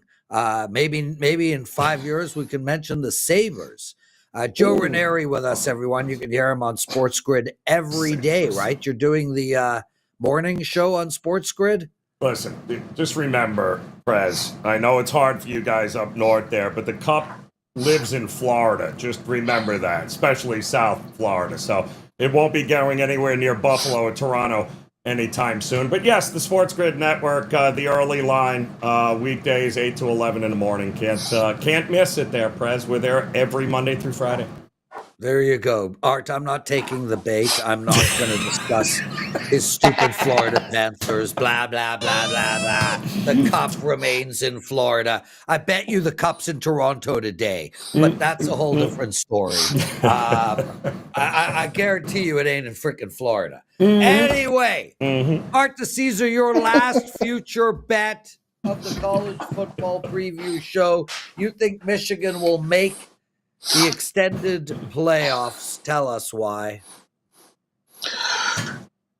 Best front seven in the country. I think if they get anything out of Underwood, who's this dynamic top quarterback recruit, and I also look at it too. The committee always wants to put name brand teams in, and Michigan's obviously one of those. You look at the schedule outside of week 2 when they have to go to Oklahoma. They don't have to play Oregon. They don't have to play Penn State. And they get Ohio State at home, and they beat Ohio State last year. The schedule sets up really nice for them. I believe Michigan, even with 2 losses, and I don't even know if I see 2 losses with Michigan, could make it. It feels like a team who might only lose 1 game. I like Michigan as low as plus 180, as high as like plus 220, plus 230. to make the playoff. If you can get in that 2-1 range, I feel good about Michigan making the playoff. Mr. Ranieri. Well, they certainly have the videotape to make sure they have a leg up on everybody. So it'll be very interesting to see how that works out there, Art. But we all know it's going to come down to one thing, isn't it? It's going to come down to, I think they play in November, right? Can they keep it rolling against you-know-who and roll right into the postseason and the playoffs with an opportunity to win? Not a shortage of talent, but they can't lose games they're supposed to win early on in this season. And then they got Ohio State. Can they roll through them? Well, they've had no problem doing it. The last 1, 2, 3, 4 times they've played? So, sure, why not? Michigan to the playoffs. There we go. Joe Ranieri, what are your college football bets? Well, Prez, I got to tell you, I think Art nailed it there, and with good reason as to why it is that we are getting so much Clemson love in the marketplace. And it has everything to do with this is exactly the kind of team that Dabo Swinney has won national championships with prior. We're talking about Cade Klubnik, a starting quarterback. Feels like he's been in college forever. Yeah. But he comes back with a whole lot of weapons, not only running the ball, but, of course, on the outside. The offensive line is one of the best. It rates as one of the best in the country here. And listen, the problem for them last year was their defense. They uncharacteristically gave up a ton of yards last year and a ton of points. They addressed all of that. I think Garrett Riley now in his second full season is the OC. I think they're going to put up a ton of points on a lot of teams. The ACC, they don't have to play Miami, but they're going to roll through everybody else. I think Clemson not only wins the ACC, but has a pretty good chance of winning a national championship as well. Art, what do you think? Yeah, I mean, listen, Clemson was a team who was in there last year. We know they always get players. Klubnik is huge for us in the Heisman. I think we've taken – he's like second or third most bet on player for us in the Heisman market. Obviously, Arch is number one. Klubnik's in the top 3. Their schedule sets up real nice. They get SMU at home. Yep. Now they have to go at South Carolina at the end of the year, which obviously is always a tough game. But by that point, they might already be in there. And they get LSU in the opening week, which is a top 10 team. But I think they're way better than LSU. Clemson, to me, is a team who will make the playoff, and they'll win the ACC. And if you could still get the 10 out there, like I said, we're offering 10, but with high juice, it feels like they're going to go over that as well. It will be exciting to watch Arch. I don't understand what happened to the I and the E. Maybe the pen just ran out when they were naming him. But hey, Cooper has something going. A kid that might make the NFL one day. Joe Ranieri, Clemson to win it all. Clemson to win the division. Any other future bets for us? Yeah, I'm going to keep an eye on what happens with OU this year. This is kind of a make or break year for them and their former Clemson defensive coordinator turned head coach there. Listen, they had no quarterback last year. They've had some issues, but they addressed them. They went out and got John Meter from Washington State. The kid is absolutely a whole lot of fun to watch play. He throws the ball all over the place. They brought in a new OC to air it out. They brought in Cal running back, Jaden Ott, who's run over everybody over the last 3 years here. Defense is going to be good, but the schedule is virtually impossible. I mean, OU has got a ridiculous schedule this year, but I think they're going to go over their win total. I saw it at 6.5 earlier, Art. I'm not sure if it's climbed up at all. But, I mean, they have 3 true road games. South Carolina, very winnable. Tennessee is taking a step back, very winnable. I'm not buying Alabama. I think they could. I think this is the year he saves his job, and I think this is the year that we can get 8-9 wins out of OU. You there? It's a low win total. I mean, I could see where you're at. Now, the tough one is that meat of the October. At Texas, at South Carolina, Ole Miss at home, at Tennessee. I mean, that's a brutal stretch. And they still have to go to at Alabama. They get my Michigan team at home. And they end with LSU, man. That is a tough schedule But I think you hit on it with the quarterback meter, and they can only go up from here with a low win total like that. They could get to 7 wins. If you guys like what you're hearing, take a second out of your day. Click that like button, please. Make sure to subscribe to our channel and put down in your calendar the show will start Monday, September 1st. That's Monday, September 1st. This is the college football betting preview version. The NFL preview show is already up. Joe Ranieri, you like OU, you like Clemson. Is there anything else we need to know about? Yeah, fade Miami at every chance you get, including against Notre Dame in game 1. They are going to be a train wreck with Beck once again and that head coach. So I'm with you. Miami, total fade in the ACC. That team was just about to get it together, Art. We saw them do really well a few decades ago. Then they disappeared. And then last year and the year before, it looked like they were on the upswing. Now, Joe's saying, nope, they're going to be like the Florida Panthers, a team on decline. What do you think? Well, I'll say this. Week 1, Notre Dame, I love Notre Dame in that game. They have to go to SMU. Now, speaking of Beck, who I never loved at Georgia, that's another kid who we've taken a lot of love in the Heisman betting market. He's in like the top 5, top 6 most bet on guys. So I'm not in love with the coach. Now, the ACC's not great, but I could see just week in and week out maybe looking for spots to fade the U. Okay, guys, my turn. I got 3 quick bets for you, 2 quick bets for you in college football. The first one is the Florida Gators under 7.5 wins. And look, let me bottom line this for you. DJ Lagway's got a rocket. Hell of a quarterback, 12 TDs, 9 picks as a freshman. I think he's going to do better this year. But I think the team is going to regress. I think we're going to see a regression from their running backs, 14 touchdowns last year. Their O-line, legitimately one of the best, but I still don't think good enough. Defense, they have a solid profile, but they have a lot of problems, especially on the inside. They also have an incredibly tough schedule, an unbelievable division. Joe Ranieri, I like them under 7.5 wins, which is a shame because now we've already spoken about Miami sucking. I think Florida is going to go under. I think college football is better when the Florida schools are playing better, but it is what it is. Yeah, the schedule to me is, I'm with you, Prez. The schedule to me is absolutely brutal. And I love Billy Napier. I think he deserves a lot of credit for what he has done with very little over the last couple of years. But, I mean, Art, this schedule is brutal to think they're going to make it to 9 wins again this year. And I love Lagway, but my goodness, this is going to be a rough go-through for them. Yeah. I love Lagway as well, yeah. Yep. Sorry, Art, go ahead.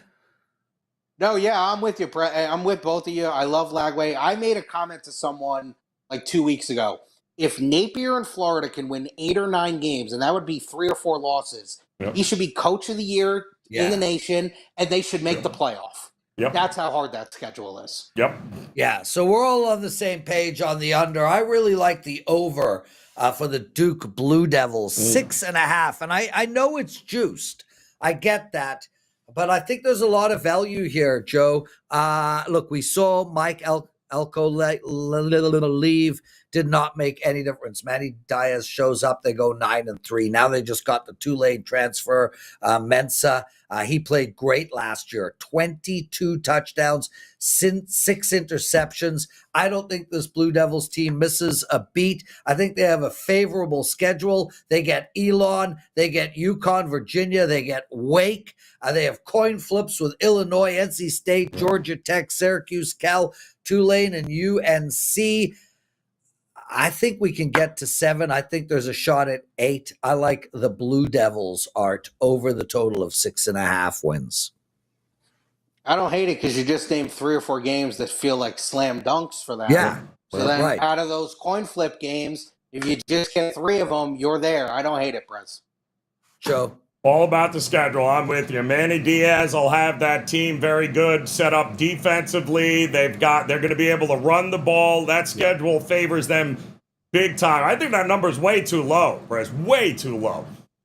And Joe and Art, this is a team I've been looking to bet over in the last few years. Yes. Joe, do you think that trend continues? Absolutely. Listen, it's all about the scheduling with them. I mean, they're not going to wow you with all their athletes, their college football players. But as long as they're not beating themselves, Manny Diaz, pretty good coach. Say what you want, even though we don't, miss him here in Miami very much. But listen, he's going to have the defense ready to go. If you can't beat Elon, I don't know what to tell you, dude. Maybe Manny's not as good a coach as we think he is. There we go. That's the show, everyone. The NFL preview show is up. You can watch it at WagerTalk TV. The college football preview show is just been finished. Hit that like button. Subscribe to our channel. And guys, remember, Monday, September 1st, the first show of the best betting show ever. It will always be me, Joe Ranieri, and Art DeCesar. We're going to be discussing sports bets for that day. We're going to be discussing college football and NFL. We're going to be talking about pop culture. We're going to be doing movie reviews to Joe and Art's dismay. We're going to be discussing every single day, where is all the money being bet? What does the Westgate need to win? What are they hoping will lose? Make sure to tune in. This will be must-watch television starting Monday, September 1st. Joe and Art, thank you for doing this. Guys, kick ass in baseball. Enjoy week 0 in college football and a couple of more weeks before we get into the NFL. Thanks for watching, everyone. We'll see you September 1st, Monday.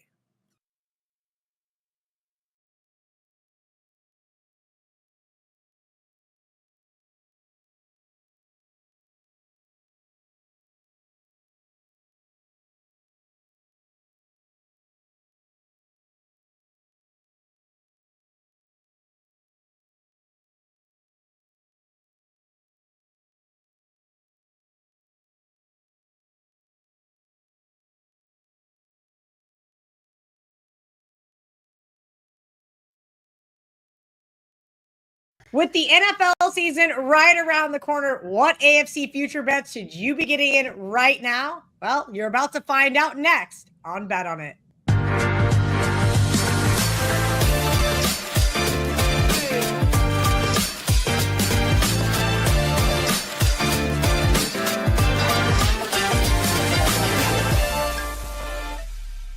Kelly Stewart here, joined by Marco D'Angelo and Gianni The Greek. Boys, football season is finally here. I'm so excited. We're going to discuss some division winners today, as well as some teams to play on or against in the AFC, some teams to make or miss the playoffs, of course, some season win totals, and those Super Bowl champions. Let's get right into it. VR and I are in lockstep early on here in the AFC, so I'm going to let him go first. Actually, I lied. All three of us. We got a trio of 3 of us, all like the Buffalo Bills. VR, I'll let you have the floor first and hear what you have to say. I mean, this is just unprecedentedly chalky and disgusting. I'm ashamed of us already. I know, but the thing is, you got to try to cash a ticket, and the probability is that the Bills are going to win this division. I think greater than -300. I think there's even greater than a 75% chance they win this division. I mean, this is a team that won 13 games in 2024. And if you look at the division, they're the only team that had a positive point differential. Everyone else allowed more points than they scored. So that's the first hill everyone else has to climb. Then they've overtaken the Patriots a long time ago, and they are now that team that wins it every year. They're going for 6 straight in the AFC East. I don't see anything changing. You have MVP quarterback in Josh Allen. Now, last year was historic type of season. He's going to regress off that. It's going to be almost impossible to sustain that kind of production. But you don't need to in that division to still win it easily because they just have so many weapons on offense. They're first in the AFC as far as point differential goes. Only second to the Detroit Lions in the entire NFL. The only issue is health, because they don't have a lot of depth at the skill position level. So as long as they stay healthy, again, this team is only going forward because they have an upgraded defense now. They added some depth there. They added Joey Bosa, Hairston, Tre'Davious White. Like this, now they're not just that offensive team. They're just as loaded on the defensive side. They were number one in turnover ratio. I don't love that at plus 24. So they got a little bit lucky. And the number 2 team was Pittsburgh, and they had 8 less. So it shows you just how good of a season Buffalo had. Like they did everything right. And they only gave away 2 fumbles in the entire season. So again, their luck probably won't be that good, but it doesn't need to be to win that division because you look at everyone else. You look at New England. I know everyone's excited about them with Josh McDaniels coming back as the OC, but you got a new head coach in Vrabel. That's going to take a little bit of while. And even though they spent a lot of money in the offseason, I think the most in the entire NFL, and have an easy schedule, they only won 4 games last year. So how forward of a leap are they going to make? What are they going to win? 8 more games than last year? 9 more games than last year? That's not going to happen. Miami, same thing. They only won 8 games in 2024. The offensive line's a concern. Tua's durability is a concern. He's going to have weapons, but the defense allowed the least points in the division. I don't think they're going to have that kind of year again. Like, I think they're going to take a step backwards. The Jets, they're in rebuilding mode pretty much each and every year now with a new head coach, rookie in Fields. The production on offense is going to be a problem. They have an average defense. I just don't see who's going to overtake the Bills. They would have to, Josh Allen would have to get injured. They would have to have just so much bad happen to them to not win this division. I'm surprised they're not minus 400 where they win it 8 out of 10 times because I think it's right around there. It should be. Marco, as you and I mentioned, there's a value here, right? VR said, hey, they should be priced even higher. But the reality is, even though there is no value, and we're probably not going to bet it, you can't make a case for the Jets, the Dolphins. No. Maybe you can make a case for the Pats. You mentioned in your notes that the Jets are undervalued, 18-1. I mean, the Jets aren't going to win this division. The Jets aren't going to win this division, but I'm talking about where the Jets are undervalued. This is all the Bills' division. Don't get me wrong. In minus 300, I agree with Ace. It should be higher than that. So if you want to say, hey, there's a little bit of value here, you can do it. In horse racing, we have a thing where they're called bridge jumpers, where they'll bet a horse that can't lose. They'll bet them to show and take that 210 return, 5% on their money. The beauty of that is their money's only tied up for 2 minutes. Okay. And then they get that 5% return. You're talking about if you want to lay with Buffalo for minus 300, you're laying your money for the whole football season before you can cash that. Now, for people that do this for a living and, have your bankrolls, you can make a significant wager and tie up that kind of money. For the average bettor, they can't. How much money can you tie up on, for a bet that you're going to only win, laying 3-1? They're not going to do it. Where I see value is I think the Jets are going to be underpriced. And I'm talking about on a weekly basis with the point spread. I don't think the Jets are going to be as bad as everybody thinks they are. And there's a couple reasons for that. Aaron Rodgers is gone. They couldn't get the job done with Aaron Rodgers. How are they going to get it done with Justin Fields? Well, Aaron Rodgers was hurt the first year he was there. And the second year, he had a slow start because he missed the entire season the year before. And he's ancient, in age. And we'll talk about him later now being with the Steelers. But Justin Fields, speaking of the Steelers, didn't get a fair shake last year. He was 4-2 in the 6 games he started for the Steelers. I think he's going to the Jets with house money, basically, because the expectations aren't high. You're coming in after Aaron Rodgers. If Aaron Rodgers couldn't get it done, what are the expectations of you? I think he really has a chance to excel. And if you look at this Jets team going back the last 5 years, they were a team that a lot of people thought were just a quarterback away from being a Super Bowl contender. And they thought once they got Aaron Rodgers, that would happen. They have a mobile quarterback that, again, was handcuffed with an offensive system when he was in Chicago was a nightmare. He actually was starting to show some signs of improvement in Pittsburgh, but because they had the commitment to Russell Wilson, he never got the chance. I think they are going to be a bettable team this year. Plus the points, you're going to get them in a dog a lot because of the undervalue. I think they're going to surprise some teams. That's what I mean. We're finding value in this division. All right, let's move along to the AFC West.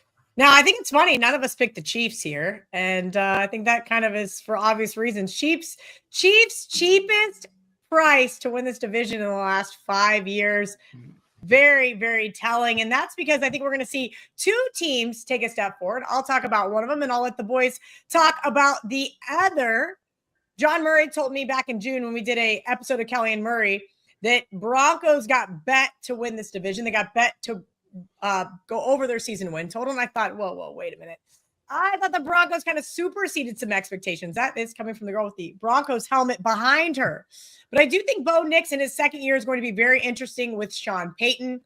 I think my biggest caveat here and why I thought, all right, let's find a team that can go toe-to-toe with the Chiefs. And everyone seems to like the Chargers. Obviously, I'll get into that Chiefs disdain and value later on in the show, as I know the comments are going to want to say. And by the way, while we're on that subject, give us a like, hit that subscribe button. And if you think we're dead wrong, tell us in the comments. If you agree with us, we like those comments as well.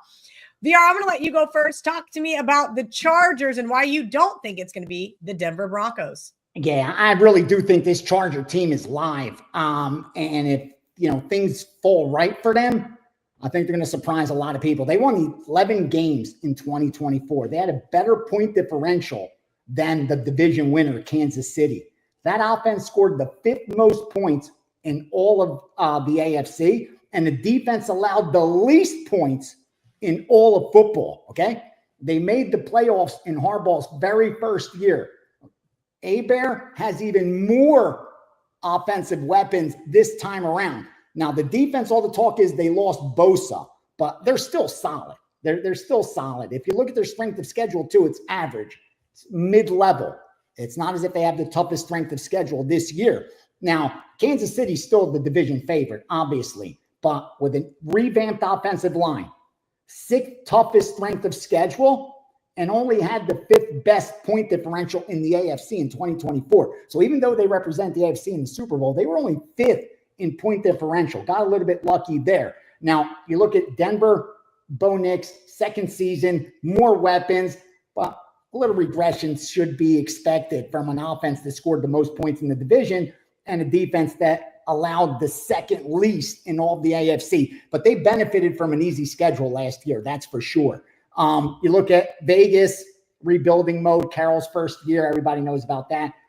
Geno Smith, rookie running back. They just need a lot of help. Only 2 teams scored less points in the AFC than the Raiders. So they're just way behind, and they were tied for second worst in turnover ratio. 0 wins in the division in 2024. They pose absolutely zero threat. I like the Chargers to overtake Kansas City, and they're giving me 3-1 at that shot. Got to take it. 1 in 4 times they surpassed KC. All right, Marco, anything to add to the Chargers analysis from VR? Oh, Kelly, it's more where I'll go is I'll say why I didn't take Denver. The narrative is Kansas City is slipping back to the field and Denver and the Chargers are moving closer forward. You're going to be Team Harbaugh or you're going to be Team Payton. The reason I think you're going to see a better step forward from the Chargers is this. They've got the veteran quarterback with Justin Herbert versus Bo Nix. He had a great rookie season. Can he duplicate that? I talked about it in the other video that we did, sophomore jinx. The rest of the league has game film on him now. I think you've got a veteran quarterback that, remember, with the old coaching staff, and we made a lot of fun with the gambling that he did and everything. When I say gambling, the chances he took, on 4th downs and different things. This team was still very close to getting over the hump. Now they've got a good coach that is in his second year. And compare what happened last year with Sean Payton. from year 1 to year 2. You saw the big jump up. You're going to see that big jump up this year with the Chargers, and I think they have a better core in the veteran quarterback to make a bigger leap. I think this is the Chargers' year to get it done. All right, let's move along to the NFC North, where VR and I are in agreement here. And look, Ravens, pretty chalky, not horrifically chalky, but chalky enough that I don't think I would actually get to the window with them. It's not so much a play on the Ravens as I just don't see it being the Steelers, who, by the way, Aaron Rodgers and I are the same age. I know how I feel just sitting in this chair doing these shows, let alone getting hit by 250-pound men. Let's talk about Joe Burrow, his 6th season, running a little short on time. I do believe Lamar has finally bought into the system with Derrick Henry by his side. VR, tell me if there's some value here in laying the chalk with the Ravens. Minus 165 now currently is pretty steep. A ton of value, Kel. And here's the key. Here's what you got to remember. I know that many recreational bettors don't want to tie up their money for 3 or 4 months at a minus 160. They don't mind doing it at plus 400, plus 500. But the goal is to place good bets and move on. And if you're bet sizing correctly based on your bankroll, then you shouldn't be worried about tying up your money long term. The only reason that becomes a problem is if you're over betting your bankroll or you're underfunded. That's it. Otherwise, you should want to place a bet where you're getting the best of it. And right now, the Ravens at anything less than minus 200 is giving you the best of it. This is a team that won 12 games in 2024. They were tied for first in the AFC in point differential with the Bills. Number 1 in yards per play was this Baltimore team, okay? They're the highest, at the end of the season, they were my highest power rated team in the AFC. The fact they didn't win the Super Bowl is irrelevant. This is the NFL. They don't play 7-game series. The cream doesn't always rise to the top. There's a lot of randomness in the 60-minute football game. But when that season ended last year, Baltimore was the highest power. There was no one in the AFC that was going to be favored over Baltimore, okay? They were a top 3 offense and a top 3 defense, the most balanced out of everyone that made the playoffs. And they're trying to be the first team now in division history to win it 3 straight. Shows you how competitive this division has been. Harbaugh's now signed through 2028. There's comfort there. They return their offensive and defensive coordinators. So no new faces there. The defense was elite, and they just added more to it through the draft. On offense, they're loaded. The only question mark is the kicking game because Justin Tucker's finally gone, but he's aged now. So they're doing the right thing. You look at the rest of the division because that's what you have to fade. Cincinnati, offense, potent, scored 3rd most points in the AFC, but they also allowed the 3rd most points in the AFC. They got a new defensive coordinator and they picked up some draft picks, but you're not tested yet. So you can't take a flyer on them yet. I just don't think going out on that risk curve, the return is good enough so far. Pittsburgh, the end of the season, you saw how they unfolded. They lost 4 straight. They have a top 10 toughest schedule in 2025. And Aaron Rodgers isn't in his rookie season. So there's going to be questions marked there with the age and durability. Finally, Cleveland, worst turnover ratio, 6 more than the 2nd worst. So they should get a little more lucky this year, but they won 3 games last season. How far are they going to progress with the 2nd toughest schedule in all of football? How the Ravens aren't minus 200 is beyond me. Ton of value at anything less than that. Ravens win this one easy. All right, Marco, tell me why you're being the contrarian here and taking the Bengals. Well, to use one of your sayings, Kelly, I could have been a chalk-eating weasel and went with you guys. I don't disagree that the Ravens aren't the best team in the division, but, you know, we want to find some value, and I really do believe that the Cincinnati Bengals present value. And what Ace said is 100% true. This team offensively is loaded.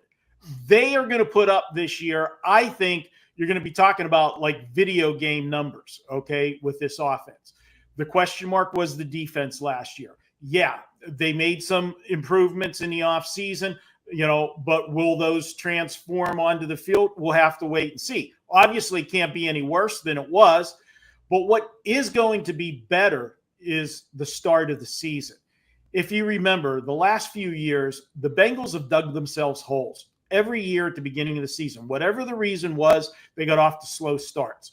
Part of the reason a few years ago, Joe Burrow had his appendix taken out in, the middle of summer and then wasn't ready for the start of training camp. Missed valuable time, slow start.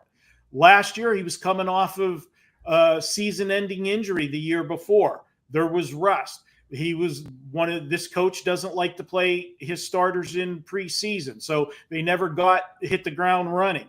This year coming in, what'd they do? Week 1, starters saw time. They got the reps. They are making a concerted effort to get off to a good start, not dig themselves a hole. Because at the end of the season, everybody said, one team you don't want to play in the playoffs would be Cincinnati. Okay, you don't want to face that offense. And no matter how bad the defense was playing, that offense is a threat. The other thing, you know what? Joe Burrow, I think this is his year. And this is a spot where I am going to give you a bonus play. I'm going to take Cincinnati for the division at plus 275. But here's your bonus play for the division. I'm taking Joe Burrow to win the MVP this year. You can get him at plus 600. Why? Well, if everybody's right and this defense is as bad as they think it's going to be, and Joe Burrow's offense is as good as it is, he's going to light up the scoreboard, and he's going to carry this team, and he'll put up those video game numbers. And, yeah, when you talk MVP, what comes to mind? Patrick Mahomes, Josh Allen, Lamar Jackson.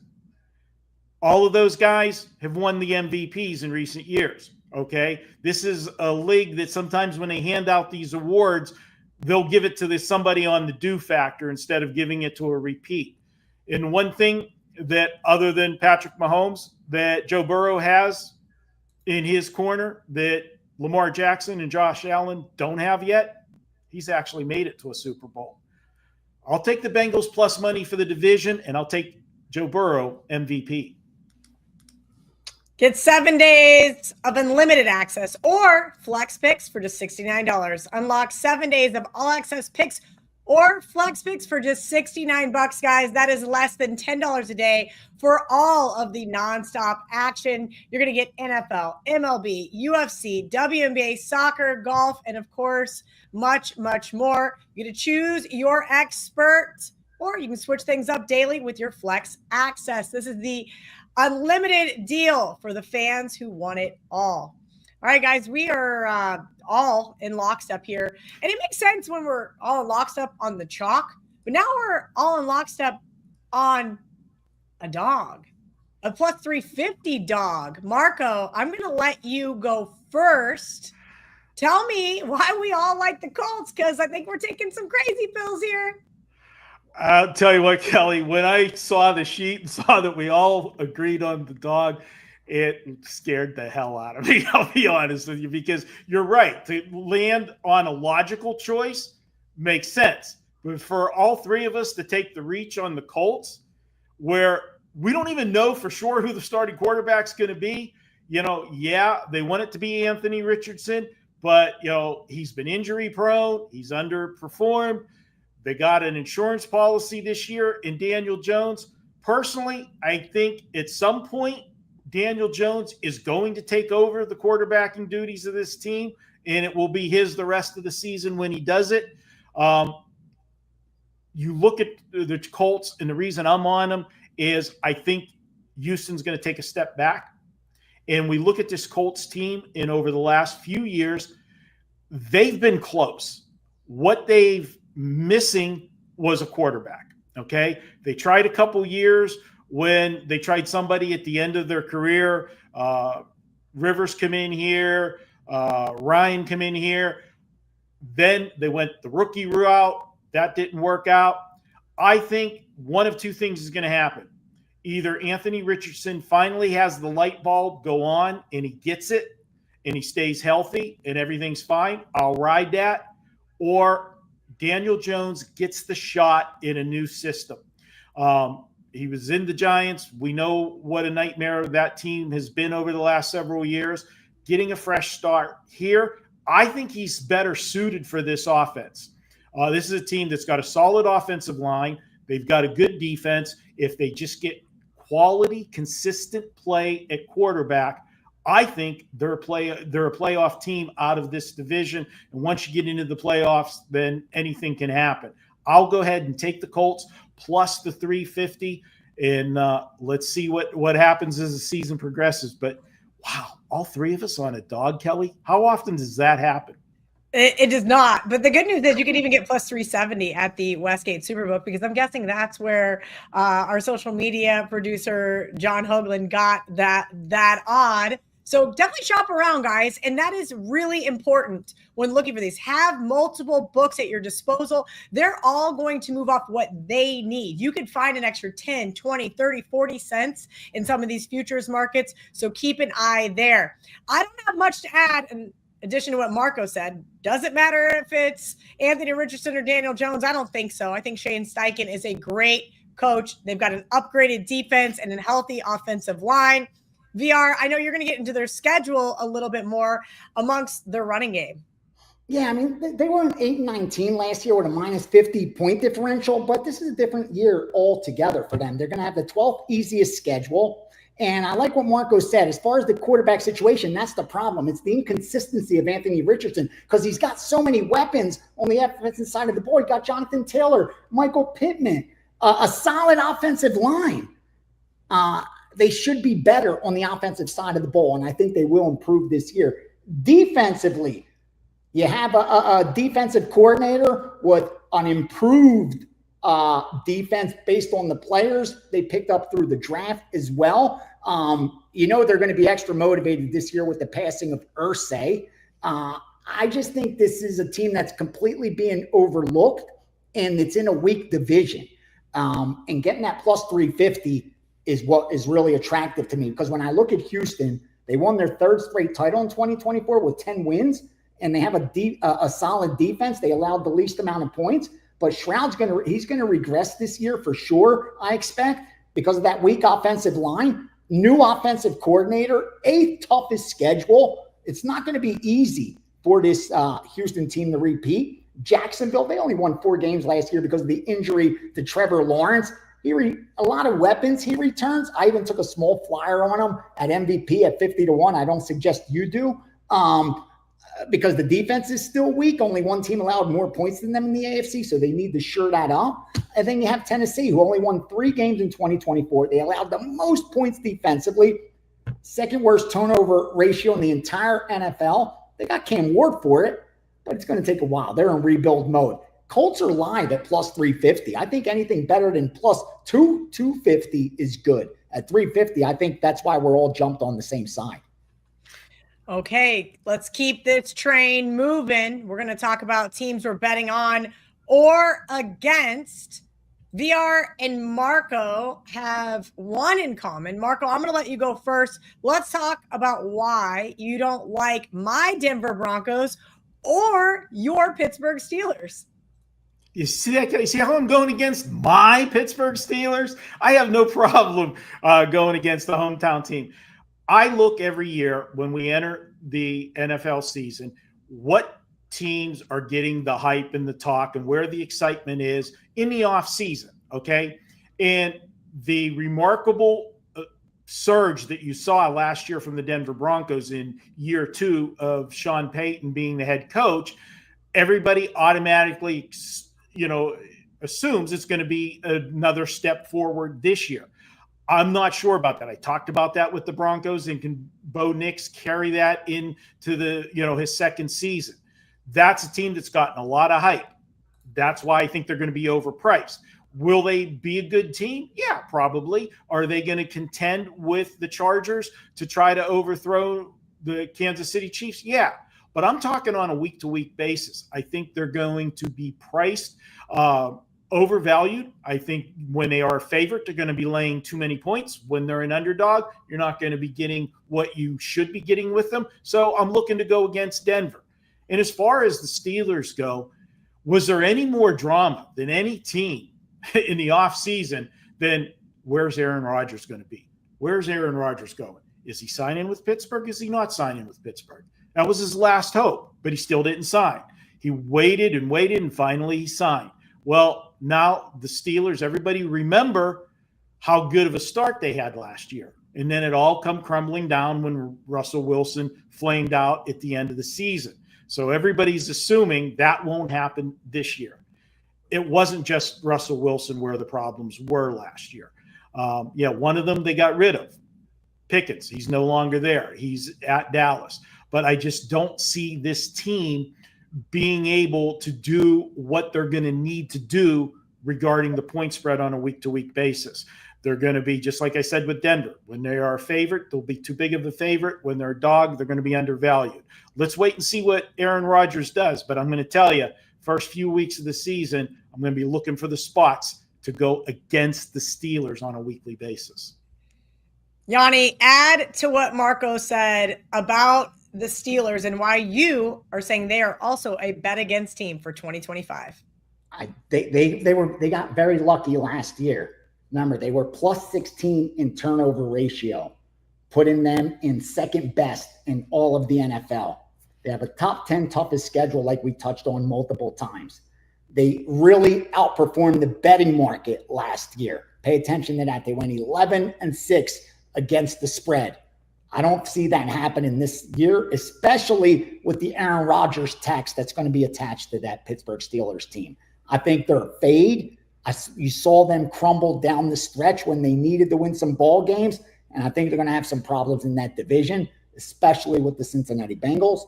I think it's a fade of the Steelers. You got Baltimore there. You have Cincinnati there. I think Pittsburgh's going to have a lot of problems. Fade Pittsburgh, look for spots throughout the season as well, especially early on, because if Rodgers gets banged up, it's a different story. They may be undervalued at that point. But to start the season, it's a different story. Yeah, as if we haven't talked about the Buffalo Bills enough. They're going to be a bet on team for me. They exceeded their season win total for 8 straight seasons now under McDermott. So keep an eye on betting their season win total over. Does that mean, though, that there is value week to week?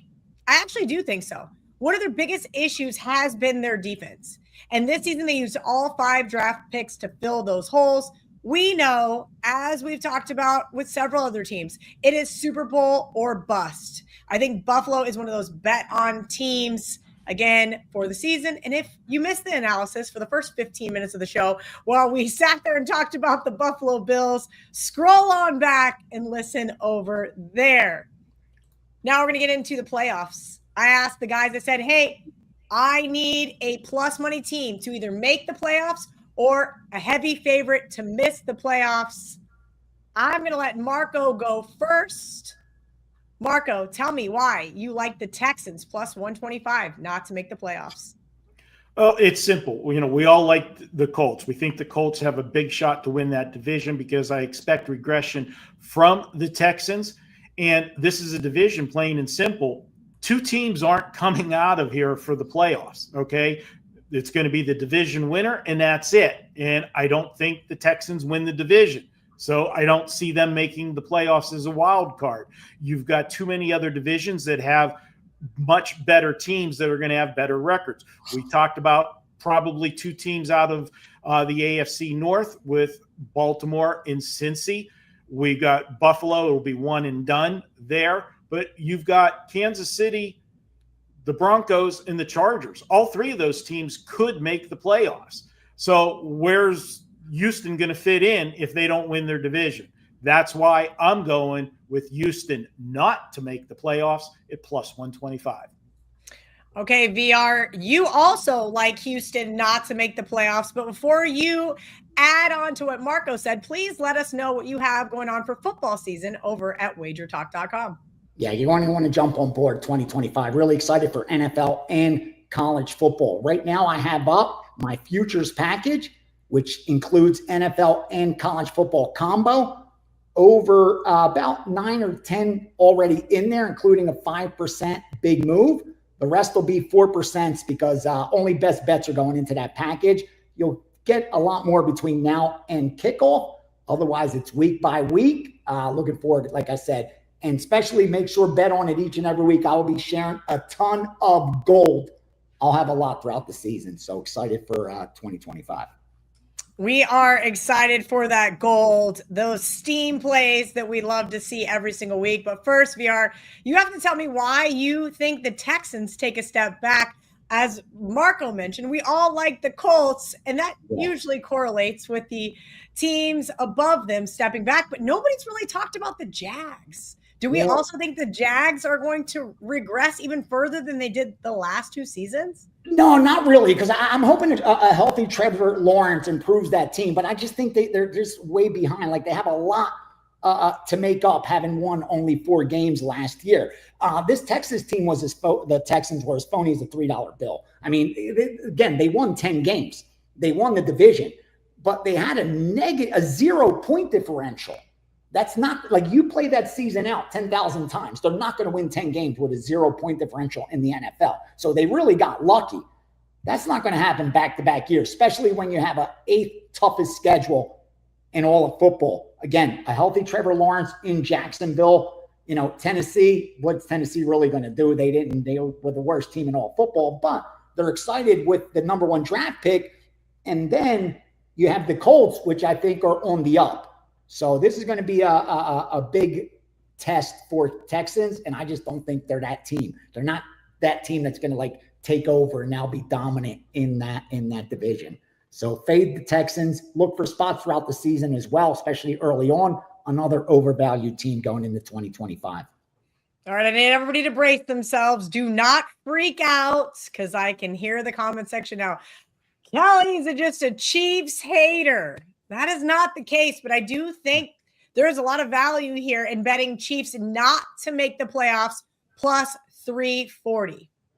Not only is their schedule just absolutely brutal, they play 9 playoff teams in 7 primetime games. Also, let's take a step back. When's the last time Kansas City lost a Super Bowl? Oh, that's right, to the Bucks. And then they followed it up with an 8-9 season. I will say this. I was reading Mark Lawrence a couple of weeks ago, and he almost scared me off this bet with the stat. 40 of the last 57 Super Bowl losers have still made the playoffs the following season. But as we've spoken about the AFC West and the Broncos and Chargers both looking very competitive, I'm going to take the Chiefs and Andy Reid to take that step backwards and not make the playoffs. Time to get into those Super Bowl champions. Marco D'Angelo, I'm going to let you go first, but please let everybody know what you have going on at WagerTalk in terms of specials. Well, we got a special going right now. You can get the entire football season, college and pro, through the Super Bowl. Not only me, but pairing up, we're packaging it with Ben Burns. You can buy me by myself. That's still available. But if you want to get the top 2 football handicappers from last year, college and football combined, money won. Ben was number 1. I was number 2. You can get both of us for $1,498. That's a discount off of buying us individually. And it also has a bonus. You'll pick up a 7-day flex package from both of us, where you can use for baseball, WNBA, any other plays that we have. Whenever we have a big play or something and you want to grab it, you'll have 7 opportunities to do it with a 7-day flex package that you can stretch that out whenever you like. So check that out over at WagerTalk.com right now. Okay, Marco, tell me why you like the Cincinnati Bengals to win the Super Bowl. Well, Kelly, I was between 2. I could have went with the Chargers or I could have went with Cincinnati. Those were my 2 picks for the long shot to win the Super Bowl. But I have been talking the Bengals the entire show, so why stop now? I'm going to go ahead and take the Bengals. And as I mentioned when I talked about him for MVP, the one thing that Joe Burrow does have on his resume that Josh Allen and Lamar Jackson doesn't is he was able to beat the Kansas City Chiefs in an AFC playoff game to get to the Super Bowl, where those other guys have not yet. I think they have a big shot this year, but if you want to split the bet, I have no problem taking the Bengals at 22-1 for the Super Bowl and to take the Chargers at plus 25-1. I think the AFC is more wide open and more vulnerable. I know everybody likes the top two, Buffalo in Baltimore, but Kansas City is still there, which gives value because people still believe in them and Patrick Mahomes and the Swifties. I had to get one Swiftie in on the show. Swifties. I don't know. Just as you were saying that, I was on Instagram and noticed Travis Kelce's GQ shoot. Yeah. Anyway, VR, you're going to take the Chargers since Marco was undecided. So tell me why you think Jim Harbaugh, good grief, Jim Harbaugh is going to win a Super Bowl. I just put a dime right now on the Chargers at 25-1. They're now 24 plus 24.75 at Sports 411. So if you're looking at your odds screen, I like your Chargers play, and that's what I gave out. I like Cincinnati as well, Marco, and that was a sharp play, Burrow to win the MVP at 5-1 or greater. You could get 6-1 out there. That scares me a little bit. Cincinnati's probably worth a sprinkle. But I really do think this Charger team should not be 25-1. Baltimore at better than 6-1 surprises me as well, to be honest with you. I thought they should be a little higher than that. And in fact, I'm seeing Baltimore at 7-1 in some spots. But at 25-1, again, this is an 11-win football team last year. They had a better point differential than Kansas City. I'll repeat that. Kansas City lost the Super Bowl last year. Like Kelly gave that trend, may make the playoffs, but I do think they're going to take a step back. This is one of the most potent defenses in all of football. I think the overreaction to the Bosa loss isn't warranted because, again, they're just loaded everywhere there. And I think the offense takes another step forward. Hopefully they protect the football as well as last season. They have a tough schedule this year. I mean, an average schedule this year compared to a tougher schedule prior. So I think the Chargers, again, at 25-1, just get into the playoffs. And with all that equity, we should be able to make some money off them. And that's exactly why, VR, I like the Denver Broncos at 25-1. We mentioned Bo Nix, possible sophomore slump. And I think that he's going to be able to come out of this under Sean Payton and not regress. Another thing that I think is we're going to see a better defense. Yes, they had one of the best defenses in the league last year. So that helped Bo Nix in making some of those rookie mistakes. But this defense is going to be a top 3 defense in the league. I know last year they had no running game, and it was so frustrating with Javonte Williams in the backfield. But they got 2 rookie wide receivers to take his place. A great offensive line for those 2 and Bo Nix to play behind. And speaking of positive regression, which has been the name of the show, Broncos last season 1-6 in 1-score games. We're going to see if things don't start to go their way. Are the Broncos going to win the Super Bowl? No, of course they're not going to. Is there value in them at 25-1? Yes. I actually think the Baltimore Ravens are finally going to get the monkey off their back and win the Super Bowl this year. But there's not a lot of value there, guys. Just my personal opinion. Let's bring back in Marco and VR. Say goodbye to you guys. I won't see you guys for a whole week. If you guys want to catch the NFC version of this show, you can watch it right here on the WagerTalk YouTube channel. And if you're into betting college football, you can check out our college football preview of Bet On It, both up right now on the WagerTalk YouTube channel. Guys, we'll be back for NFL Week 1 for the NFL edition of Bet On. Of course, we'll be back next week. I'll be live from Ireland to talk about those 5 college football games. Until next week, let's bet on it. Hi, I'm Ross Benjamin of WagerTalk.com. I'm a sports betting veteran of 23 years in this industry. My history goes beyond that, but publicly 23 years, and you're watching Behind the Bettor segment for yours truly.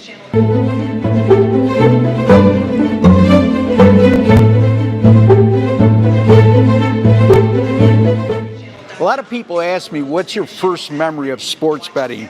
And my answer to that is, I was around 7 years old. My dad used to bet on sports a lot. And he came home with what a lot of people out there term as parlay cards. We used to call them parlay sheets. And I've been watching football with him since 6 years old, had a unusual interest at that age.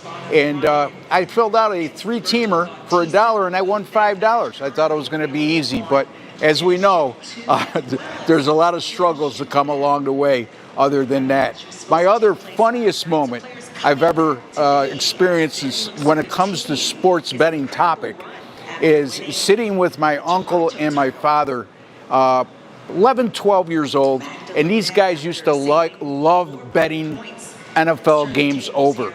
So we're watching the game. They need a touchdown with less than 2 minutes to go to put the game over. A pass goes into the end zone. The wide receiver gets smacked by the defensive back well before the pass arrives, and my uncle jumps off the couch and throws a handkerchief in the air. My mother came in and says, "What kind of impression are you going to leave with this kid?" And the impression is, Mom, I became a sports betting professional for the last 25 years. So what was your first job in the sports betting industry? I worked for a prominent sports betting expert that I can't mention the name because it's a competitor of WagerTalk, but I worked under his wing. He taught me a lot about the business, the do's and the don'ts, how to treat clients and how not to, the dirty side of the business. He also taught me a lot about the technical handicapping aspect and learning algorithms in the sports betting industry. What's the best gambling moment ever? Or movie ever, I'm sorry. The best gambling movie ever that I enjoyed the most was Casino because it was realistic. And Lefty Rosenthal, who was portrayed in that movie, was a fabulous sports bettor. And that movie really intrigued me. The whole storyline with the mob in Vegas and Lefty Rosenthal's story. So that was my favorite sports betting movie of all time, or gambling movie of all time. What's the best sporting event you ever attended? Well, this is twofold. I attended the Yankees and Phillies World Series game. I believe it was 2008, 2009 in that area. Also, I attended 2 Stanley Cup final games with my beloved Buffalo Sabres and the Dallas Stars. And for those of you who are hockey aficionados, will recall that that's the Brett Hall goal that won the Stanley Cup with his toe in the crease. And at that time, that was a very controversial call. Other than sports betting, what's your favorite way to gamble? I love to play blackjack when I'm in Vegas. I love to play blackjack when I'm in the local casinos in Western New York. If you could only bet one sport for the rest of your life, what would it be? Just the major sports, NFL, college football, college basketball, NBA, Major League Baseball. It's hard for me to pick one. A lot of people ask me what am I the best at? And my answer usually is I'm good at everything. Some years in specific sports are better than others. But if you put the proverbial gun to my head, I would say the NFL is my favorite to bet on. What's the biggest mistake you see sports bettors making today? Parlays have become a big thing when I look at gambling forums. Some of the comments I see on my YouTube videos on WagerTalk TV. And folks, I am against parlays 100%. So that's one of the big mistakes. The other major mistake is a lack of discipline when it comes to money management. You need to have a money management plan, know what your sports gambling bankroll is. When I say sports gambling bankroll, I'm not talking about your kids' tuition. I'm not talking about the household bills you're using that money. I'm talking about on the worst case scenario, if you were to lose every dime, would the quality of your life change? So bankroll management and staying away from parlays, folks, and stay away from big money line favorites as well. Is there a specific NFL season that comes to mind as the best? If so, when was it? Well, on a personal note, the 1990 NFL season was my favorite because my beloved Buffalo Bills got to the Super Bowl for the first time. And yes, they lost. And yes, they got to the Super Bowl the ensuing 3 years, and they lost each time. But that's my best memory in terms of an NFL season from just a fan perspective. Best advice for sports bettors. Start slow. Listen to as many veteran handicappers as you possibly can. And I'm talking credible handicappers, and we have a plethora of them over at WagerTalk.com. and especially watch the videos on WagerTalk TV. You'll learn little things as you go along to pick up on.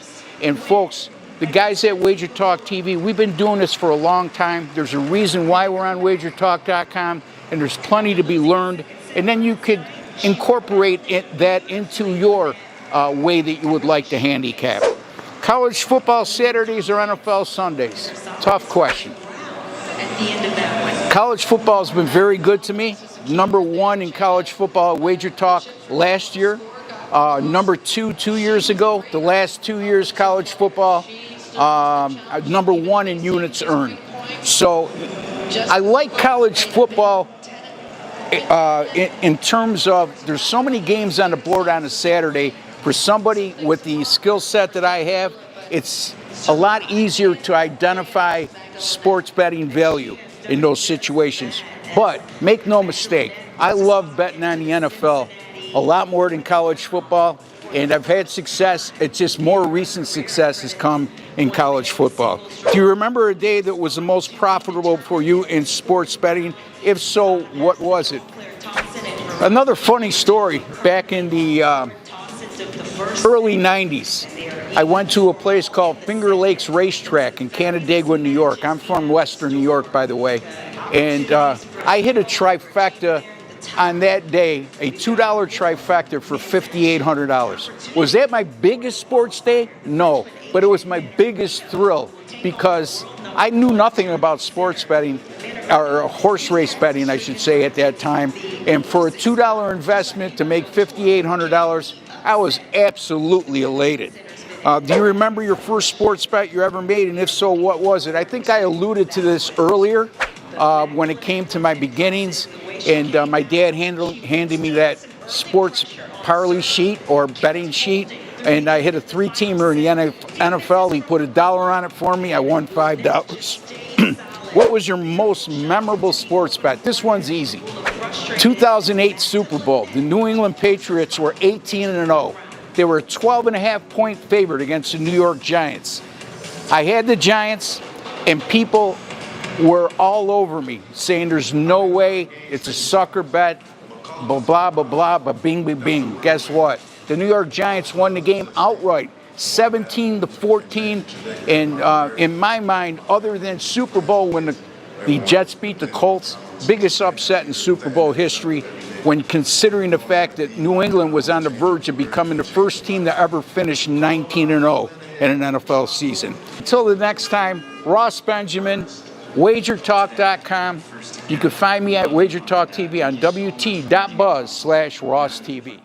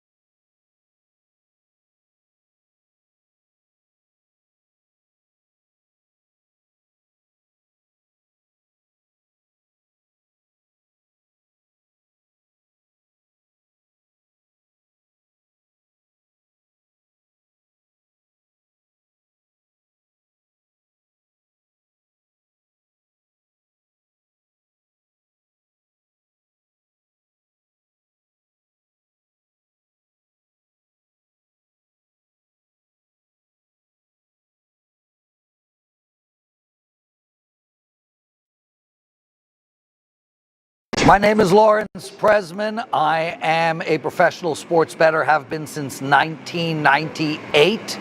I'm also an entrepreneur, a serial investor into private equity deals, and the co-founder of WagerTalk Media, the best sports betting content site on the planet. Today we're going to be doing Behind the Bettor. I will answer a bunch of questions and you'll hear a little bit more about me.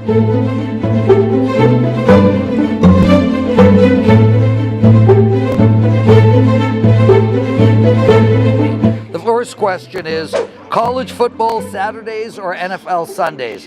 Well, as a Canadian, this question is moot. NFL Sundays all the way. I never really had any affinity towards any particular college football team. I do cheer for Clemson because I like their orange. But other than that, I'm a college football bettor, but not a fan. I'm an NFL bettor and an NFL fan. What's the best sporting event you've ever attended? The best sporting event I ever attended was in the mid-1990s. I happened to be in Sydney, Australia. I was lucky enough to go see the Sydney Swans win the Australian Rules Football Championship. It was incredible for many reasons. One, I was new to the sport. Two, I was in a new country. And three, the passion for Aussie Rules football in Australia only rivals that of hockey in Canada. So that would be the best sporting event I ever attended. What is your most memorable sports bet? One that I'll never forget for the rest of my life. It was a San Francisco NFL game, probably 15 years ago, give or take. I took under 32.5. It was 30-0 at halftime, and I won my bet. It remained under. Those are one of those, every time you have a bad beat, remind yourself about bets like that. What's the best gambling movie ever? I'll tell you right off the bat, I don't love any gambling movie. I think Rounders is the most realistic as far as the hands that were used in Rounders, as opposed to the insanity in something like Casino Royale. And I like Matt Damon, I like John Malkovich, so I'm going to go with Rounders, and I know that's a common answer, but I can't think of any gambling movie that sits at the top of movies.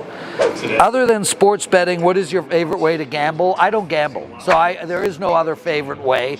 I have never gambled on anything in my life. I go to casinos. I never play blackjack. I never play roulette. I never play craps or pai or baccarat. I am a poker player. I do not consider that gambling. I only play tournament poker, and I consider that paying an entrance fee to a sporting event that I could win. I'm also a sports bettor, and I do not consider that gambling either. I consider that akin to trading stock. So other than sports betting, what is your favorite way to gamble? I don't gamble. If you could share a VIP booth at a sports book with any three famous people for a day, who would they be? John Mayer would be my number one choice based on his music trajectory, and now he's the guitar player for my favorite band, Den & Company. My number two choice would probably be somebody like Ronald Reagan. How delicious to sit down with him for a long period of time, from acting to business to being a politician. And lastly, it would probably be, a pope or a devoutly religious imam or rabbi, because, well, fascinating conversations. So there you go. Who would be on your Mount Rushmore of people in sports betting? Look, most of the people are going to sit there and say Billy Walters, Henry from Pinnacle, and I agree. These are incredible sports bettors. But without question, the four people that are most likely to end up on the Mount Rushmore of sports betting is four people that we've never heard of. Because the greatest sports bettors, the greatest gamblers, the greatest stock buyers, the greatest crypto investors, all of these people are behind the scenes. It's the loud ones that you know of, and loud ones are normally not winners. So although there are a bunch of people, Steve Merrill, Marco, Gianni, Kelly Stewart, a bunch of bettors that I have deep, deep respect for, as far as who the greatest bettors on the planet, people we've never heard of. Best advice for sports bettors: take it seriously. That's my number one piece of advice, because 90% of you guys are looking for a quick buck, and you don't understand that you're actually in an environment that is a business-related environment, not an entertainment-related environment. Take it seriously, don't chase, don't be greedy, and don't do parlays. There's a whole lot for you, but the number one thing would be take it seriously. This is not a game. What's your all-time favorite sports book in Las Vegas? It's the Westgate by far. Firstly, I have an incredible relationship with the Westgate, but I have been in and out of the Westgate for the last 20 years. I'm taping right now in the Westgate. That's an easy one. Is there a specific NFL season that comes to mind as the best? If so, when was it? I would say 1978. I don't even know who won that season, but I am South African and I moved to Canada. I knew nobody. I got there at the end of August. And the Dallas Cowboys were on every single Sunday. I became a huge fan of Tony Dorsett, Randy White, Ed Tuttle, Drew Pearson, Preston Pearson, Roger Staubach, and the works. So that year they got me through being a lonely 9-year-old kid who had no friends at the time. So that would be the one season that stands out to me. Do you remember a day that was the most profitable in sports betting? If so, when? Easy. I know nothing about horse racing whatsoever. I had an 8-year-old and a 10-year-old daughter at the time. It was raining. It was the Kentucky Derby. I told each of them to pick a horse. I picked one. I didn't even know how to bet it. I put $60 on the 3 horses we chose to come 1, 2, and 3, and they did. I made $18,000 on that $60 bet, and that's with knowing nothing. Do you remember your first sports bet? If so, what was it? My first sports bet was a loser, which is a great thing. I bet that Michael Spinks would beat Mike Tyson. That did not go well. What is the biggest mistake you see sports bettors making today? Greed. I think ultimately, if you really break it down and you pay your minus 110, you bet minus 110 to win 100, you're making 91% return on your money in the time span of a game. And yet that 91% return in a 3-hour period is not good enough for most of you. Instead, you want a 260% return on a 2-team parlay or a 600% return on a 3-team parlay. So the number one mistake, period, is don't be greedy. If you could only bet one sport for the rest of your life, what would it be? It would be hockey. That's not only is it the best sport to watch, but it's also the sport that I find the easiest to beat. What was your first job in the sports betting industry? I am an entrepreneur, a serial entrepreneur. My first job in the sports betting industry was starting my own business, which was called Who to Bet On, which I sold in 2007, and then inevitably started WagerTalk, which is ultimately the same business. That's it. Those are all the questions. I'm Lawrence Presman. Thanks for watching Behind the Bettor. That was fun. And make sure to watch everybody else's. Kelly, Gianni, Crackman, Teddy, Marco. We all are doing these and they're super awesome. So check them all out. You can find them at WagerTalk TV, which is our YouTube channel.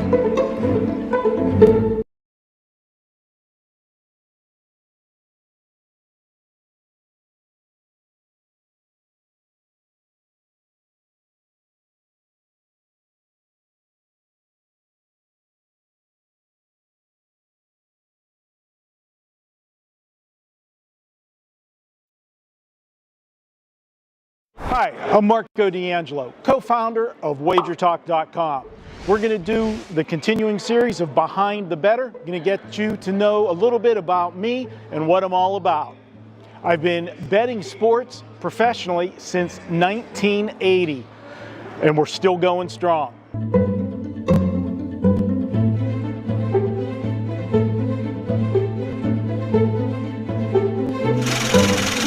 Is there a specific season that comes to mind is the best during my career?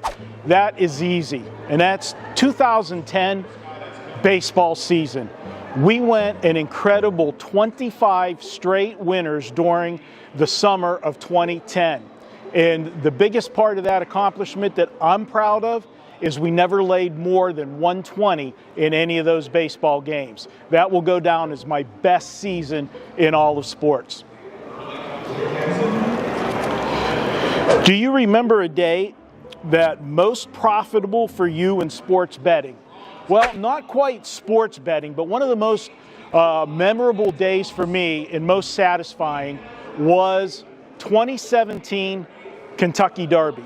I love betting the horses, and I like to share that with my clients. And that day, we were keying off of a horse, and the horse's name was Looking at Lee. He was a huge long shot in the Kentucky Derby that year. He finished second, and he brought us back a $336 exacta for $2, and the trifecta came back at $8,276. That was one of the most incredible days betting for me personally, but I love the fact that for a little bit of money, I made my clients a ton of money. Who would be on my Mount Rushmore of people in sports betting? Well, that's an easy one. You start with Billy Walters. Everybody's going to put Billy Walters there. The next one that I would go with would be Roxy Roxborough. Great lines maker here in Las Vegas for so many years. Another one, probably not as wide known, but this goes back to the heyday, the early days, when the books took a stand, put the numbers up, and I would go with Bob Martin, old-time odds maker. And then for the last one on my Mount Rushmore, I'm going to go current, and I'm going to go with Westgate's own Jay Kornegay. What he did at Imperial Palace and brought to the Westgate to what we see now with everything behind us here and the Super Bowl prop bets and everything else, he deserves to be on that Mount Rushmore of sports betting here in Vegas. What's the biggest mistake I see sports bettors making today? Well, since we've had the legalization of sports betting across the country in many states, places like FanDuel, DraftKings, and so forth, they make it sexy with the parlays. Everybody wants to bet parlays because you want to spend a little bit of money to make a lot of money. I can tell you, if you do that on a consistent basis, 4 or 5 leg parlays, they're going to carry you out on a stretcher. That's my best advice. Stay away from those parlays. Other than sports betting, what's your favorite way to gamble? This is a toss-up for me. I love to play poker here in Vegas, but my true second passion is betting horses. I own horses, I bet horses, I love horse racing. That would be my second most favorite way to gamble. What's the best gambling movie ever? Well, that's going to be a great segue from the last question because it's going to be a horse racing movie, and that is, without question, Let It Ride. Richard Dreyfuss, Jennifer Tilly, absolutely degenerate gambling movie. If you've never seen it, you got to watch it. It's a great one. And as Trotter said in that movie, I'm having a very good day. I'm having a very good day. Do you remember your first sports bet? And if so, what was it? Well, my two first introductions to betting, one would be going to the racetrack with my dad, betting horses. That was probably at age 10. Then for my first sports bet, that would be an NFL 2-team 7-point teaser. My dad would let me play one teaser every week to watch the football games with him, and I was probably 13 or 14 whenever I was doing that, and that was my start to betting football. College football Saturdays or NFL Sundays? Boy, I could go either way there, but I really love college football. I love the emotional aspect of college football, of dealing with young kids on a weekly basis, the highs and lows, the rivalries. College football for me on the Saturdays in the sports book. If you could only bet one sport for the rest of your life, what would it be? Yeah, we'll go back to college football. I love the aspect of college football. I like that I get to break down the games. You got a week to do the games. You look at the emotion. You can study the injuries.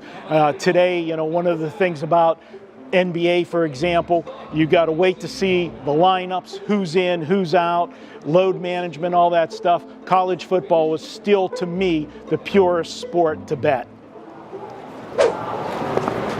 What's your all-time favorite sports book in Las Vegas? All right, I'm going to cop out on this one. I'm going to give you a two-part answer. I'm going to go old school and new school. Old school, it's not here anymore, and that would be the Stardust. There was nothing like the Stardust Sportsbook. Whenever I was coming out to Vegas, I was coming 3-4 times a year, 5 times before I decided to move here back in 2008. Without question, my favorite sports book was the Stardust. I went there all the time. I had so much logo stuff from the Stardust that I would buy every trip. That was where the Las Vegas line originated. Every Sunday night, everybody waited to see that line come out. Now, my favorite, we're standing in it.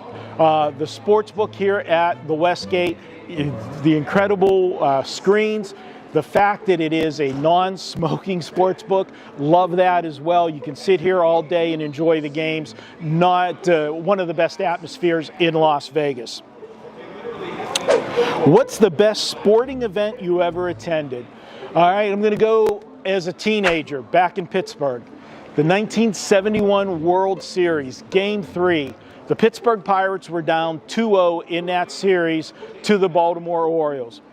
They were up 2-1 in the 7th inning, and Roberto Clemente and Willie Stargell led off the inning.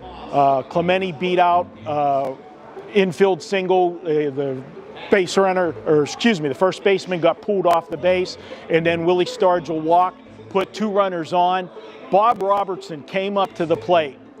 The manager, Danny Murtaugh, put on the bunt sign. He was supposed to bunt those 2 guys over to try to get the insurance run. He missed the bunt sign and hit a 3-run homer.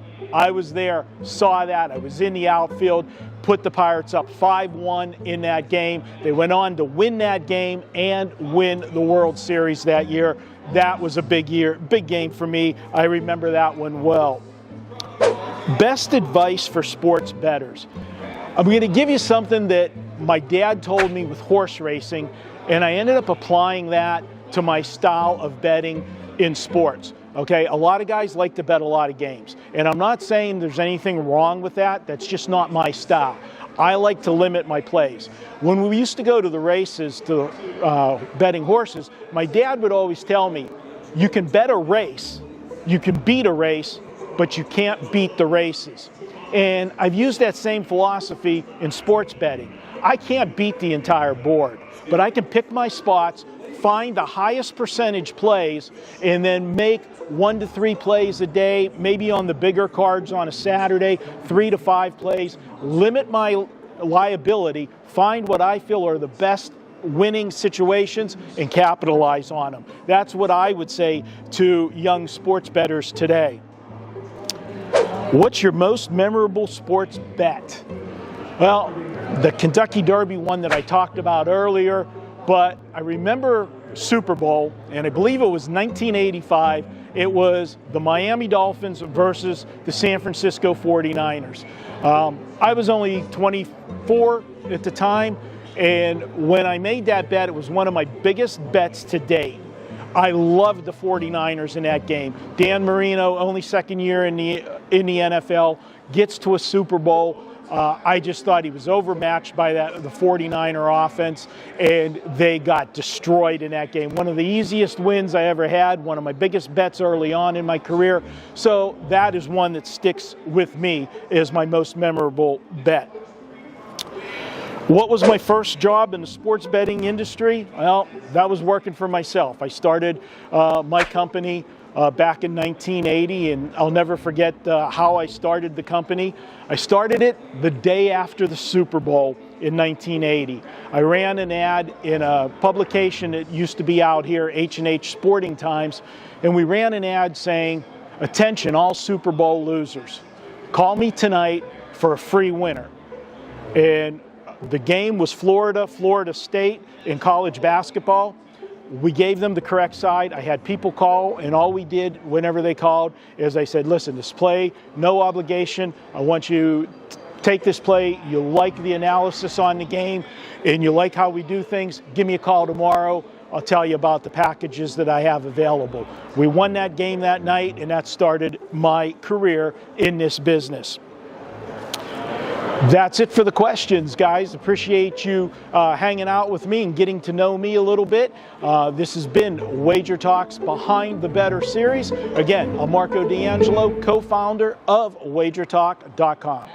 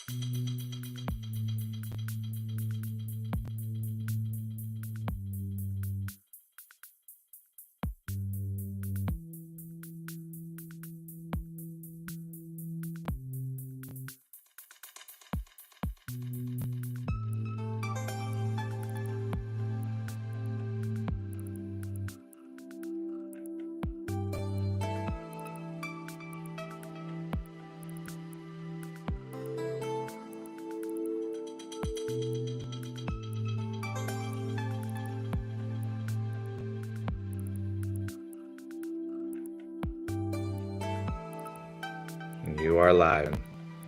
Welcome to the best sports betting show on the planet. This is WagerTalk Today. I am your host, Andy Lang. It is Wednesday. Today, we're diving deep into college football angles, and we're going to stay locked in on MLB. So we're going to talk a lot about college football. We're going to have some free plays. Jesse's going to join us talking Georgia Tech, Colorado, Twins and Blue Jays. Ross is going to join us. We're going to talk Auburn and Baylor, dive deep into that one, and the Cubs and the Giants. We got a really good section for all around the world. Got some good free plays up for everybody. So we're going to start with the Steam report. As always, while we're doing that, hit that like button if you're watching live. It's a great show, great audience. You guys know what to do. And don't forget to subscribe to the YouTube channel if you have not already. 1 million breakdown videos are coming up every single day. So you want to get the best of the number when these videos are released. Make sure you're subscribed, hit the bell, and get notified when they come up. So, all right.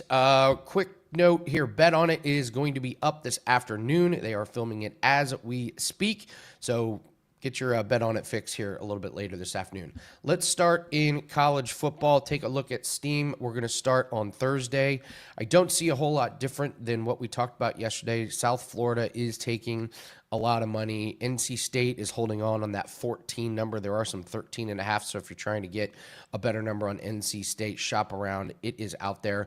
A lot of money on Akron. Akron was a 9.5 point dog. Now they're 5.5 point dogs. So they've blown through a lot of key numbers against Wyoming there. Rutgers continues to take money. They opened at 10.5. They're now 15.5. So they crossed over that 14 and nobody cared. They still keep playing them. So money on the under on Buffalo and Minnesota, that opened 45.5. That's dipped below 43. That's now, dipped below 44 at 43.5. Some of the lines on the lesser games are coming out. I don't see a whole lot of movement on those, so we'll move to Friday. Charlotte is taking money. They were at 8.5 point dogs. That's now below 7. That's 6.5, so it went through that key number as well. And if we want to take a look at Michigan State, they're still at minus 20.5. Based on the steam and the movement, that's probably going to go to 21. So if you're wanting to bet Michigan State, I would jump on them because it's gone through 18, 19, and 20, and 1.5 point move, and now you're up to 21. So you want Michigan State. Go ahead and grab that one. I can talk a little bit about some numbers on Saturday if you guys want to try and get out ahead of them. Purdue has taken money against Ball State. They're 18.5. And UMass and Temple, Massachusetts opened up minus 1.5. They're now plus 1.5. So that line has completely flipped. Tennessee is up to 13.5. Some places have already moved it to 14. So if you're wanting to bet Tennessee and the points, you're going to want to get on that ASAP. Ohio State. Money keeps coming in Ohio State. I mean, those are two of your biggest fan bases in all of college football. So who knows where the line is going to end up with that one.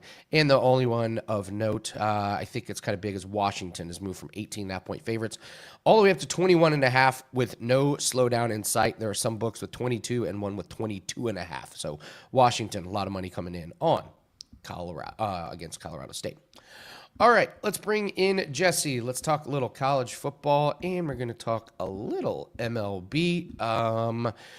Justin, yes, Art is going to be joining us in football season, I believe, starting next week. So, yes, Art is going to be joining us. Don't worry, Dave Mason and Art will be joining us throughout the football season.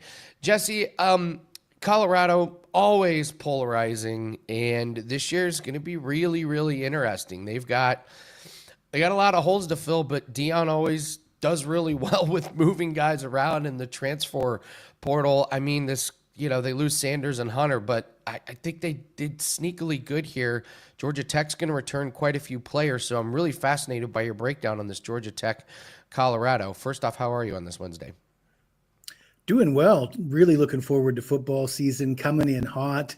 I swept the board with the NFL preseason, so feeling it, But I love this game. It won't surprise anybody that I'm going against Colorado here.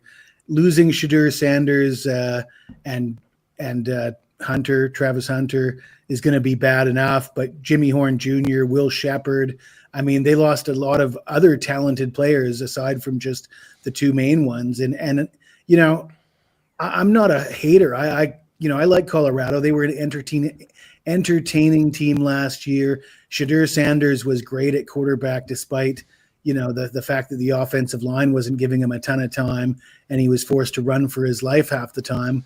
But expecting Caden Salter to come in and do what Shadur did, I don't see it happening.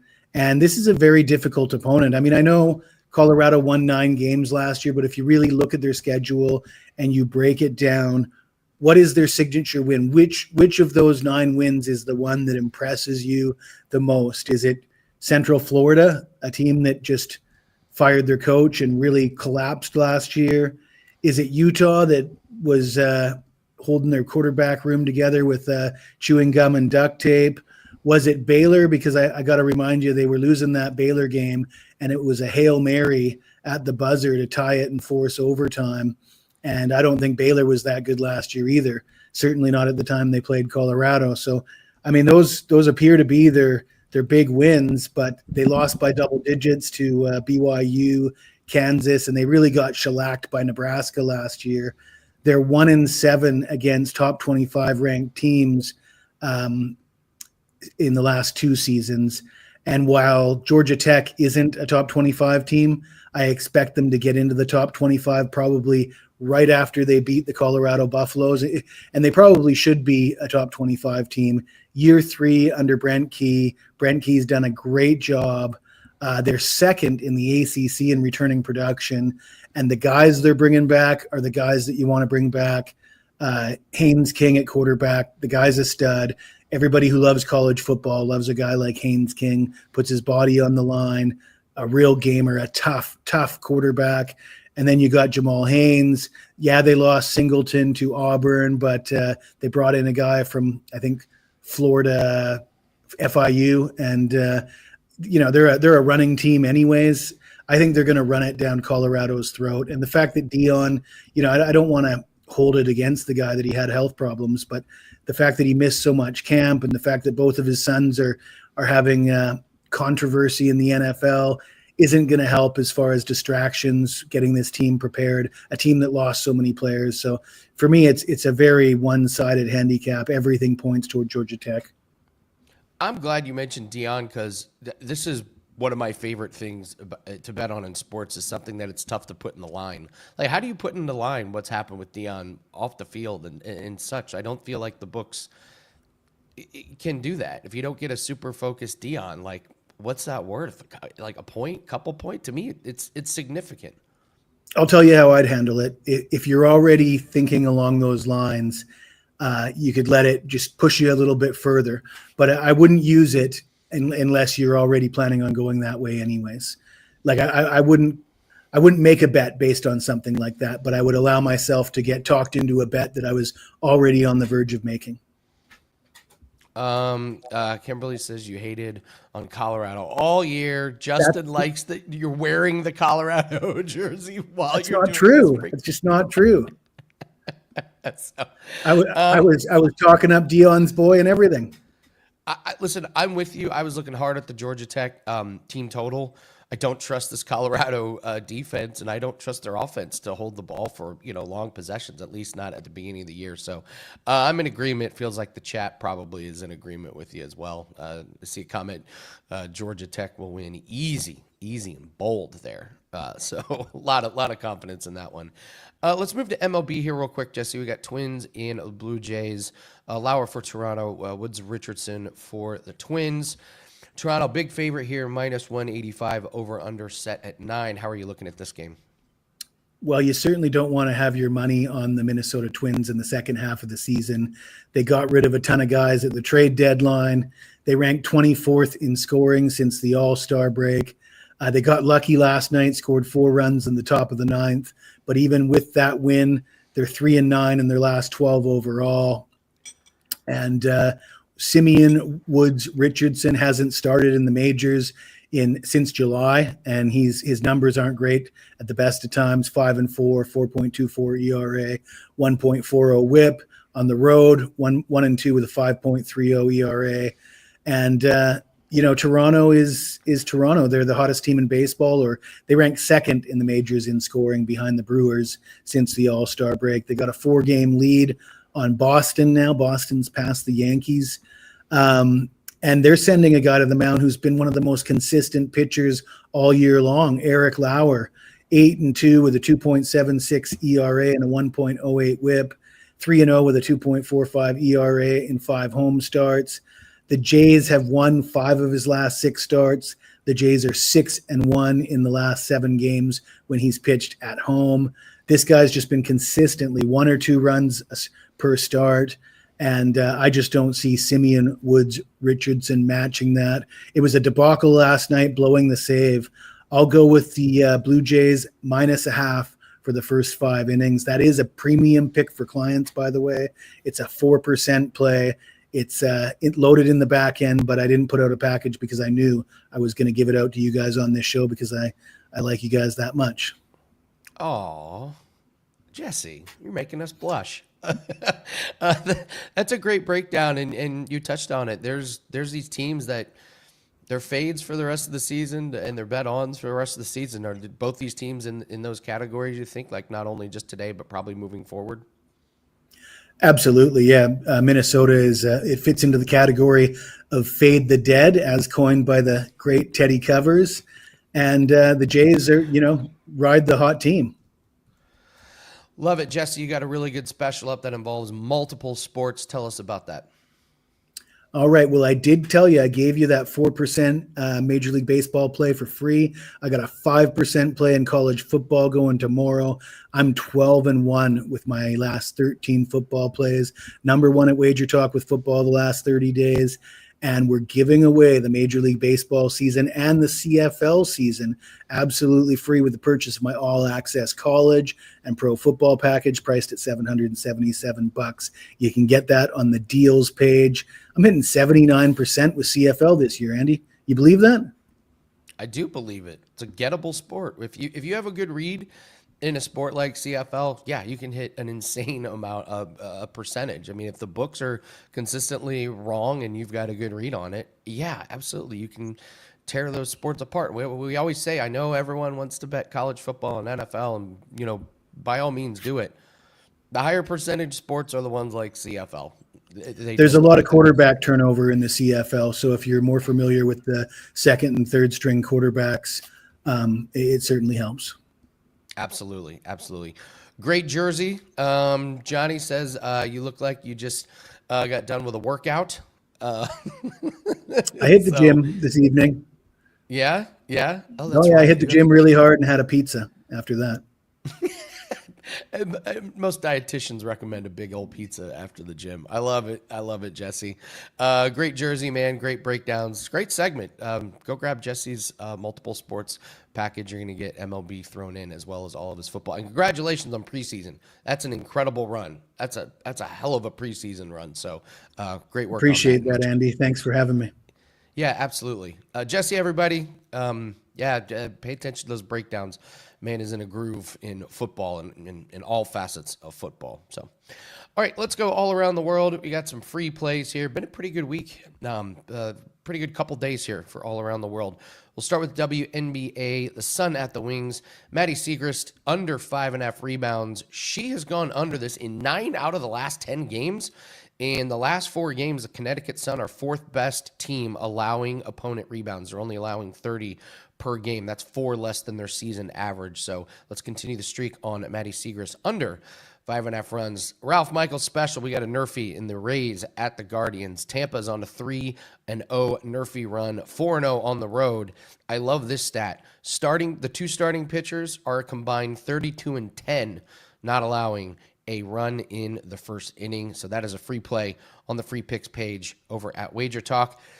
We talked about the Brewers yesterday, and we're going to go right back to them. Brewers over 4.5 on their team total. Nelson for Arizona, he's given up 3 or more earned runs the last 3 starts. And yesterday, we talked about the Brewers offense getting back on track, and they put up 9. And you're getting plus money here on this over 4.5. The Brewers team total is just one of those. You just probably keep riding it day in and day out. Like Jesse said, them in Toronto are just crushing it. And then we're going to do a free play in college football. You guys know I love my team totals, and I love my Indiana Hoosiers here. Indiana over 38.5 on their team total against Old Dominion. Coach Cignetti, this is the same offense, but they have a new quarterback. But their new quarterback is really good. This guy threw for 3,000 yards last year. The coach, at IU, trust me, I know this. He puts up massive points against bad teams, and it worked for them last year because they got into the playoff. He's going to do it again this year. In the fourth quarter, if they're up 30, it doesn't matter. He's going to keep pushing and playing points. Indiana, they upgraded some of their defense. I think that gives them better field position. They upgraded their offensive line. They're just going to be better on both sides of the ball. So Indiana, I like them over 38.5. I know it's a huge number, but man, that team loves putting up points. So, all right, those are your free plays today. I have a 4% best bet in college football. It is college football time, and this is my bread and butter for college football. I've hit 73% over the last 2 years. I started putting in plays 2 years ago for college football, and we've hit 73%. We are not high volume at all. We focus on team totals and the best ones on the board. It just went up. It's a 4% best bet in college football. I'm going to be doing about one a week. We will throw in some props, but those of you that have played my team totals in college football, you guys know when we put one out, go grab it. The winning percentages are incredible. We went on a 6-2 run to end the season, and we're at 73% on these totals. Since we started putting them in there. So go grab that 4%, wt.buzz/AL. We're coming off a really nice win. Oh, by the way, thank you to everyone who got the $5 play in Contender Series. We hit that last night, so much appreciated. Hope you guys enjoyed that cash. Let's bring on Ross, the boss, Benjamin. We're going to talk a little bit about Baylor. We're going to talk a little bit about Auburn, talk Cubs and Giants. That's a big game today. So, Ross, want to get your take college football here. Auburn versus Baylor. You got Robertson returning for Baylor. He was good last year. They got some offensive weapons coming back, which a lot of teams can't say. Defense looks to have a nice little upgrade. Auburn, they're not returning their quarterback. They bring in, looks like Jackson Arnold. So you got a 2.5 line here on Auburn with a big over-under here, 57.5. What's your take on this Auburn Tigers Baylor Bears game? Well, good morning, Andy. Good morning. Ross. Let's take a look at this. Auburn is, like he said, currently a 2.5-point favorite in this game on the road at Baylor, Friday evening, 8 p.m. Eastern time. Look, I'll be blunt. Auburn in the SEC are getting too much respect in this matchup. You're talking about an Auburn team coached by Hugh Freeze. The guy is a great recruiter. He's not a great X and O guy. I know I'm going to get some flack from Auburn fans and SEC fans for this, but so be it. I mean, his first 2 years at Auburn, 11-14. They've lost 7 games in each of the last 4 seasons. They're an experienced team, and they're bringing in former Oklahoma quarterback Jackson Arnold, who should be a definite upgrade compared to what they've had in recent seasons. But still, I'm not a huge Jackson Arnold guy. On the other hand, they're facing a Baylor team that returns 18 starters from a season ago, including their starting quarterback. They ranked 9th in returning production nationally. They started last year 2-4, Andy, including that Hail Mary loss against Colorado. But they rebounded to go 6-0 straight up in ATS in their last 6 regular season games before losing to LSU in a bowl game. Yes, LSU's an SEC team. Yes, but here's the thing. Auburn is not LSU this year. They weren't LSU last year. So let's not get caught up in this SEC hype. Quarterback Sawyer Robinson returns, like I alluded to. This guy threw for over 3,000 yards last year, 28 touchdown passes against 8 interceptions, rushed for another 230 yards and 4 touchdowns. This is a Baylor team that went 5-0 at home, or 5-1, at home last year, and their only loss came to a very good BYU team, and that was 34-28. So they very easily could have ran the table at home last year. They scored 28 points or more in all 6 home games and averaged 37.3 points per game in Waco last year, while Auburn went 1-3 in true road games last season. I like Baylor here. Yeah, I think the wrong team is favored here. I don't often say that because I got a lot of respect for the sports books, but they also set lines according to what public perception is as well. And early on here is when you could really catch them. If indeed you could find soft lines, you're going to find them early in the season. I think this is one of those spots. And you know, Andy, you like team totals too. Well, Baylor's team total in this game is 27.5. I would highly suggest going over 27.5. Like I said, Baylor scored 28 or more in all 6 at home last year, and they got 10 offensive returning starters this year. So I like their chances to go over that team total. I also like their chances to win the game, but I'm not going to get greedy and take the 2.5 points here against Auburn. Listen, it was on my radar, especially at that 27.5 half point right below that 4 touchdown mark. I agree with your handicap 100% looking into it. I just feel like you get some of these teams like Auburn where there's a lot of name value, kind of unwarranted a lot of times. So I agree with it 100%, Ross. I think that's a really great breakdown. Andy, I think people should really take a hard look at buying my college football annual package. I really do. Why should we buy your annual college football pass, Ross? Well, Andy, I am so glad that you asked, because last year I was number 1 in college football in units earned and win percentage. 2 years ago, number 2. I finished last year on a 60-35 run in college football, 63%. The package is $5.99. It takes you right through the national championship game. And where would you rather be than with me right now in college football? So $5.99 college football annual package, folks. Also number 1 in units earned in college football combined the last 2 seasons. I don't want to be anywhere else but right there with you, Ross Benjamin. 100%. I don't want to be there. Or I do want to be there. Cubs and Giants. Let's talk a little MLB here. Big game here. We know the Cubs are going to be a highly bet team here. -130, over under sitting at 8.5. What's your read on this game today? Yeah, I look at the Cubs starter, Colin Ray, and he's in good form over his last 3 starts. However, for whatever reason, he struggled against San Francisco the last 2 seasons. He made 1 start this year, 1 start last year with a 14.00 ERA, a 2.44 whip, and he allowed 4 home runs in 9 innings pitched. And the Giants haven't exactly been one of the best offensive teams in baseball this year or last year. And this current Giants roster, not San Francisco's franchise, but the current players on this Giants roster are 12 for 30 lifetime against Colin Ray. That's a 400 team batting average, a 486 team on base percentage. So they've had their way with Colin Ray. Carson Wisenhunt makes his 5th start of the season, and he's 2 starts at home, 2 starts on the road, and he hasn't been very good in those 2 home starts. A 7.00 ERA, a 1.67 whip, and he allowed 4 home runs in 9 innings pitched during those 2 home starts.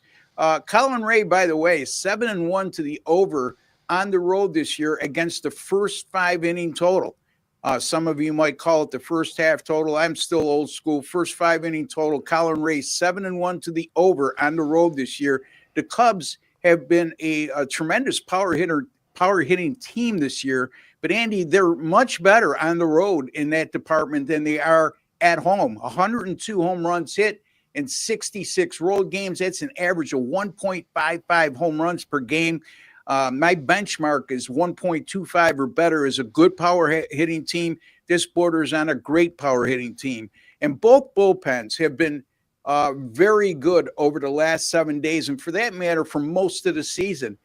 So we're going to eliminate them out of the equation, and I'm just going to bet against these 2 starting pitchers, and I'm going to go with the Cubs-Giants to go over the first 5-inning total of 4.5 at money line odds of 120. All right, I like that total. First few innings, first 5 innings. It's a great breakdown, Ross. What do you have up for everybody today?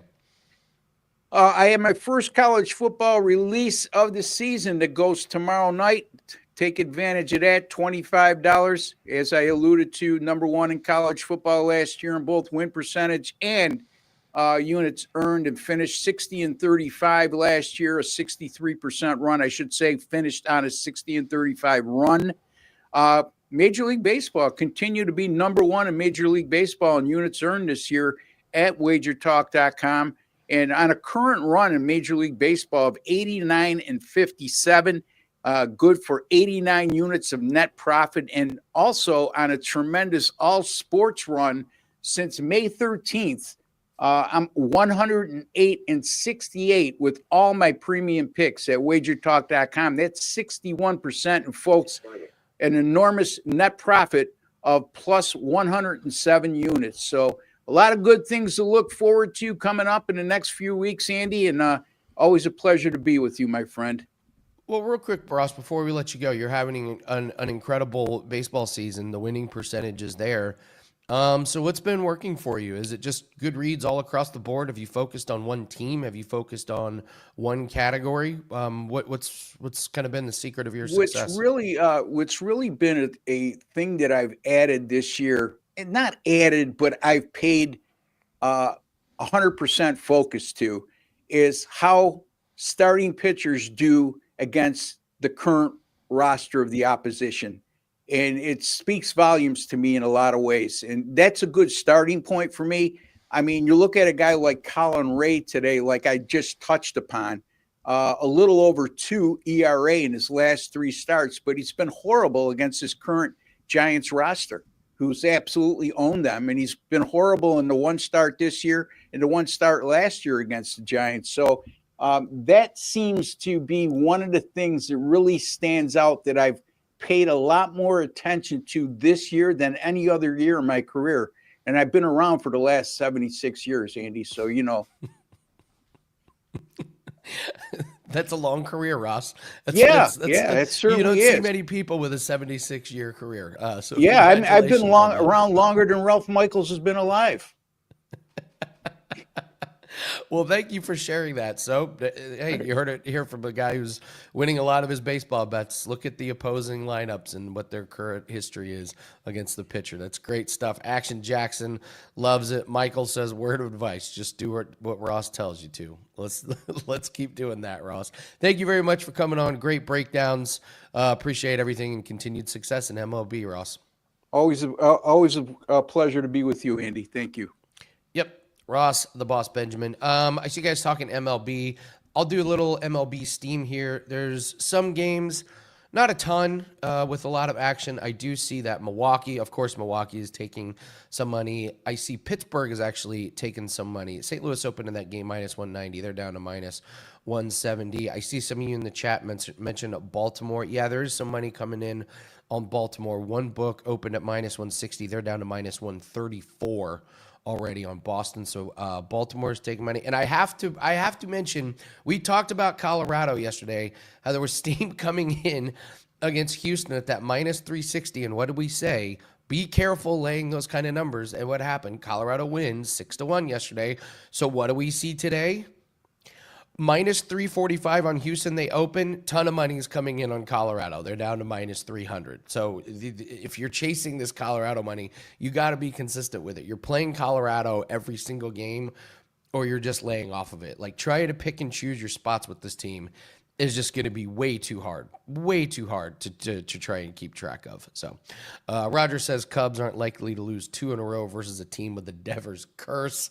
David likes the Cubs. Money line bounce back. So yeah, it looks like we got a lot of Cubs lovers in here. So last thing before I'll let you go, a little bankroll management. Last night was Contender Series. We had a huge live show. I made a ton. I'm not going to continue that big winning percentage, so I'm going to play it a little bit light on my bankroll, and this is something that I really highly recommend. It's really easy to just say, oh, man, I'm feeling it.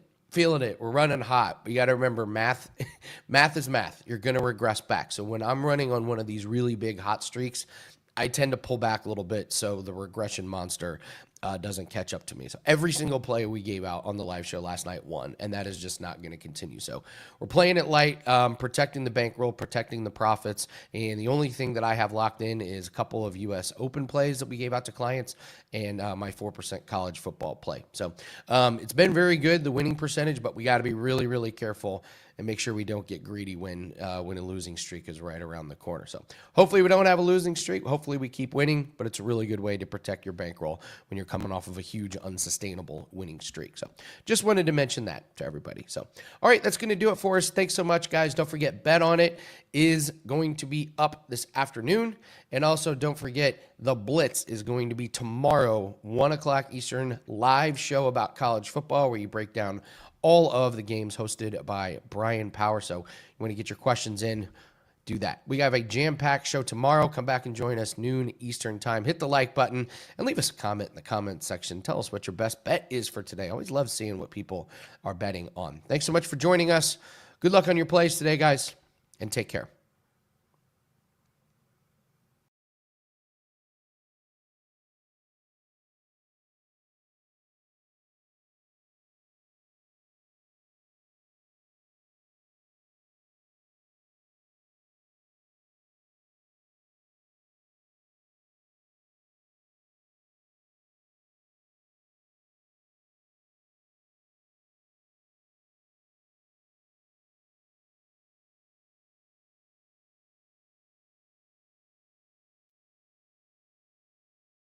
What's up, everybody? It's Hakeem Prophet or Ski Prophet, whichever you prefer to call me. And yes, that is my real name. I am with WagerTalk. I've been betting for almost 10 years now. And I guess we're going to talk about behind the bettor today. So you guys can learn a little bit about myself.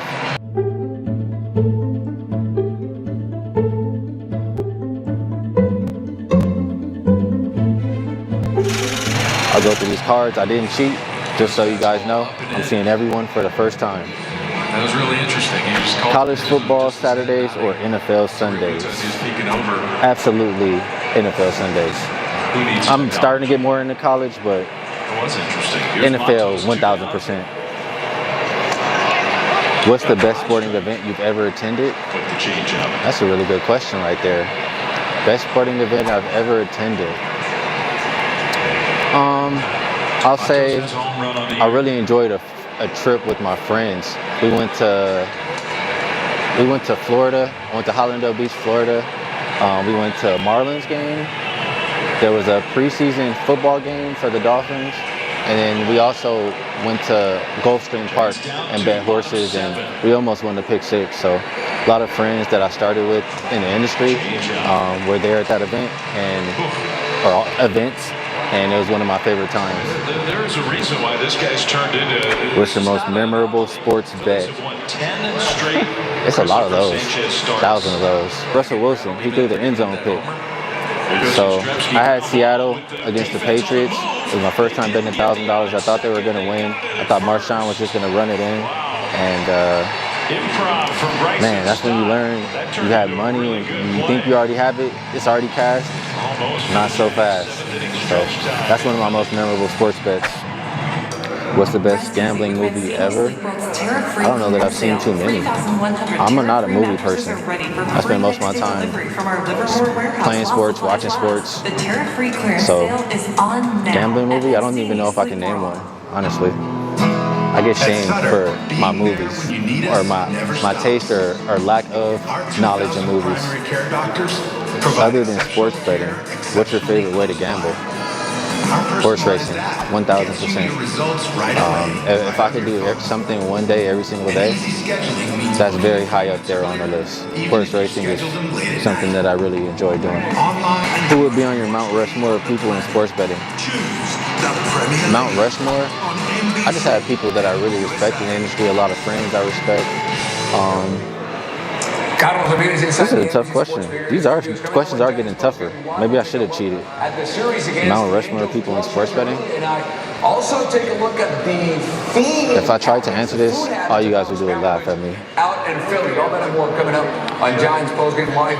All right, these are my personal Mount Rushmore. So I guess it's just people that played a part in what I'm doing today. Peter Loshak, he showed me a lot about everything in sports betting, bankroll management, especially Gianni The Greek. He gave me my first, between him and Loshak, gave me my first chance to speak on a show talking about sports betting. So absolutely Gianni The Greek, 1,000%. Kelly in Vegas, I always just putting my stuff out for everybody. And she's another person who, has a lot to do with where I am today. So I love Kelly in Vegas. I don't know how many people is even on Mount Rushmore, but we got 3 right there. I feel like that's enough. Actually, no, one more. Natalie Rystrom. She also was a part of me having my first show. So have to thank her 1,000% for giving me that opportunity. Best advice for sports bettors: you won't succeed unless you bankroll manage. You just absolutely won't. So it doesn't matter if you can pick a game correctly. If you can't manage a bankroll, you're going to be a loser. So learn to bankroll manage. What's your all-time favorite sports book in Las Vegas?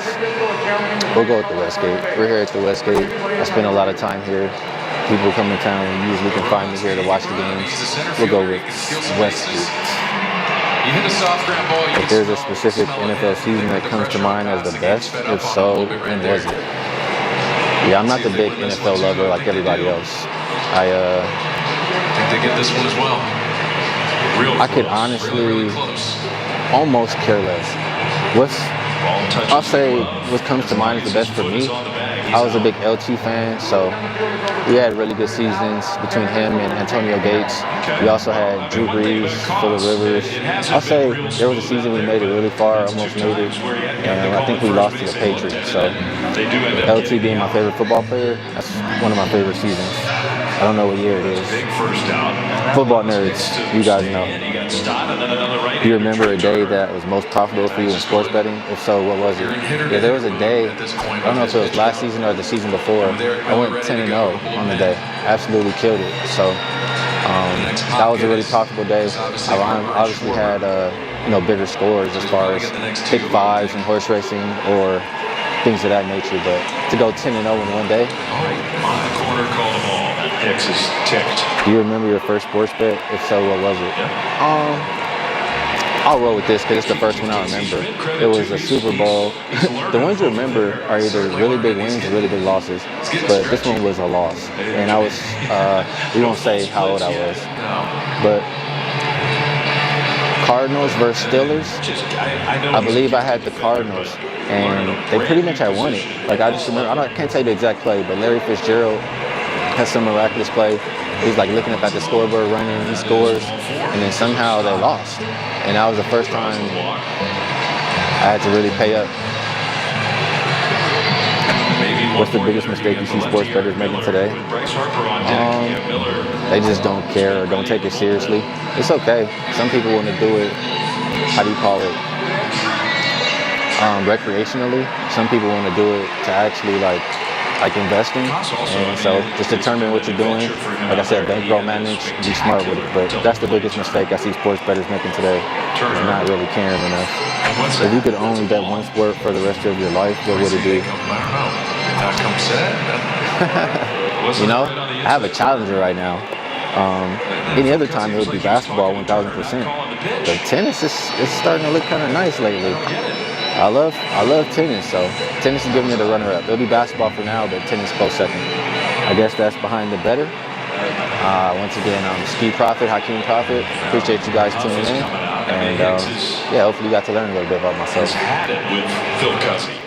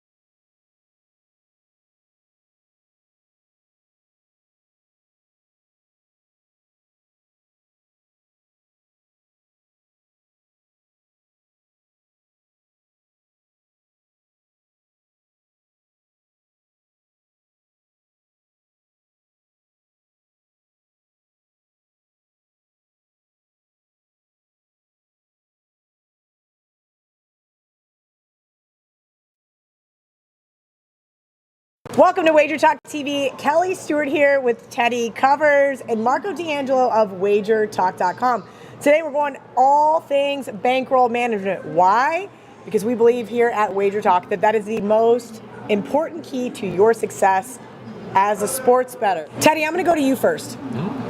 Bankroll management is so key. It is going to make or break someone. Can you kind of explain one step backwards why it is so important? So it's not going to make someone, it's only going to break someone. The issue that most bettors have is they overestimate their winning percentages and they overestimate the chances of them going on a negative run. And the truth is, I've been doing this since the 90s. Marco, you've been doing this since the 80s.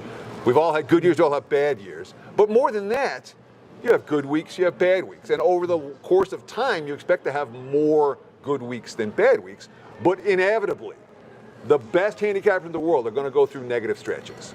So the biggest issue that people face when they're overestimating how many wins they're going to get or what the chances of them having a slump are, that they burn their bankroll during any slump. And I did it when I was a beginning bettor. I'm confident you did it when you were a beginning bettor. I remember double or nothing through the whole NBA playoffs. And Reggie Miller game, I had a double or nothing on a bet on the Knicks. Ha, ha, ha. I'm laughing with my bookie on the couch. And then true story. And that was a double or nothing. It was the biggest bet I ever made in my life at that time. Because I'd been getting my ass kicked at double or nothing and double or nothing. Once you build a bankroll, you can't do that stuff anymore. And you're talking about relatively small percentages. If you have no bankroll, I'm not going to tell anyone that isn't a bankroll, you can't bet more than 3% of your, if you have $100 to bet, you're not making a $3 bet. You're making a $10 bet or a $15 bet or a $20 bet. But as your bankroll increases, you can't do that. Your percentage of bankroll has to be small, and that means money management. Yeah, Marco, let's talk about that because Teddy's speaking to, I'm guessing, guys that are betting nickels and dimes and looking for the long game here, right? We always talk about that at Wager Talk. This is for the long haul. We're not talking to the guys betting $5 parlays, those ones you see on, DraftKings or those crazy FanDuel slips with the egregious cash outs. That's a whole nother video. These are the guys that are wanting to do this, maybe not for a living, but as a really great part-time hobby and assure that their wife is not going to kill them for blowing through, $20,000, $30,000 in a year. Well, if you want this as a side hustle, so to speak, yes, but you got to treat it like a business. That's the very first thing that you got to do. And if you were starting a business, you would have to have capital to start a business, right? So that is your bankroll, your capital. You take that and you have to protect that. And by protecting that, for me personally, and yes, I'll agree with you, you learn the hard way. You learn from your mistakes and what you do. For me, I'm on a conservative nature. I will never have on any single day more than 10% of my bankroll in play. And I'm talking when I'm on a Saturday in college football or college basketball when you have a monster slate. I minimize what my plays are because that also minimizes your risk. And it's step and repeat every day. You're going to have losing days. You have to be able to accept the fact that a losing day is the cost of doing business, and you don't try to chase. That's the mistake that most people, if you ask me one mistake that people make the most, you have a guy that maybe, let's say he's a $100 player. He bets the Thursday night game. He loses. All right, Friday night there's another game. He makes another $100 bet. Saturday he might make 4 plays, goes 2-2. Sunday he goes 1-2. Now he's down 300 plus juice going into Monday night. All of a sudden, that guy is not a $100 bettor. Double or nothing. Yeah, he's betting 400 because he wants to show a profit for the week. And that's how you take a losing week into a disastrous week. Those are the mistakes that people make, and especially if you're betting at credit shops versus here. And that's why I always said, remember the debate when everybody was trying to legalize sports betting in a different state? You're going to ruin families. That was the best thing because there was always bookies. There was always a guy on the corner. There were always going to be bookies. Okay. And they'll take bets on credit. Right. Versus actually having to put the cash out. Yeah. You can't lose more than you have in a legal sports book. Correct. Nobody's giving you credit. You got to take the money to the window. And Marco, you said the single most important statement, and I want to re-emphasize that. If you want to do this successfully long-term as a business, you have to treat it like a business. If you treat it like a casual hobby, you'll get those type of results. If you actually want to say, I'm going to make money long-term betting on sports, You're not risking huge percentage of your bankroll on any given wager, and you're taking it as a professional approach and not a, oh, well, I'm down 400, let's bet 600. Exactly. Like, which again, we've all done. I did it. I'm confident we've all done it as beginning bettors. But if you last in this business, or you last even as a casual bettor, if you're going to last more than a year or two, bankroll management is the most important skill you can have, because that way you don't blow it when you have a bad day or a bad week, or inevitably you're going to have a bad month. And that matters. To elaborate, you could actually pick more winners than losers, but if you're somebody that's tying everything up into parlays, you're going to be a loser. Sure, and especially, you win this bet, you win this bet, you win that bet. Oh, I'm really good. I'm going to bet 5 times my normal amount. That's the one you lose. Oh, I just went. I hit 78% this weekend and lost money. That's what we try to avoid. I'll say this, give a little shameless plug to my friends over at Pickett. Ever since I attached my legal sportsbooks to my Pickett account, I have realized, hey, maybe college football totals are not your thing.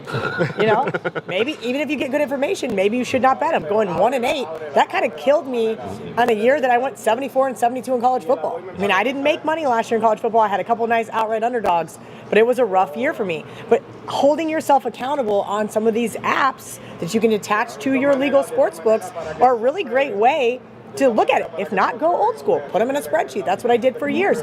You can kind of start to see, oh, wait, maybe player props isn't my forte. Maybe if I didn't bet those, my college football or college basketball season would have went a little bit different.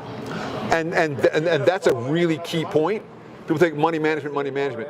If you recognize what your best sports are and what your best wagers in those sports are, you can make appropriately sized wagers and still be in action on other stuff as you try to improve that skill, but for a lower bankroll amount. Oh, trust me, Teddy, if the PLL, they would let me bet more than $250 a game, we would just probably never bet college football ever again.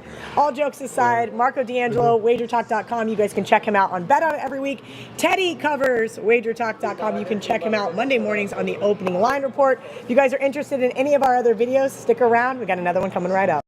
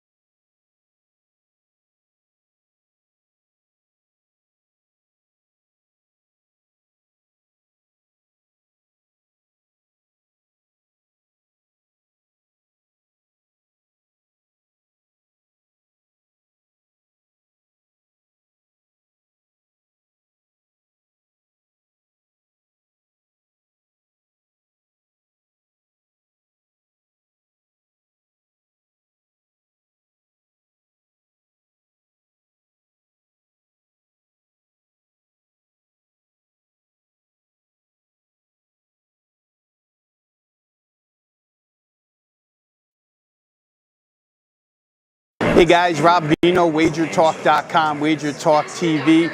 Here to answer a few questions, more personal and a little bit about betting here. Real quickly, I'm about 33 years in the industry now, since 1992. Long time. Done a lot of things over the course of my career. Now we're with WagerTalk, hopefully still cashing tickets. I'm going to answer a few questions for all of you here, see what we can get.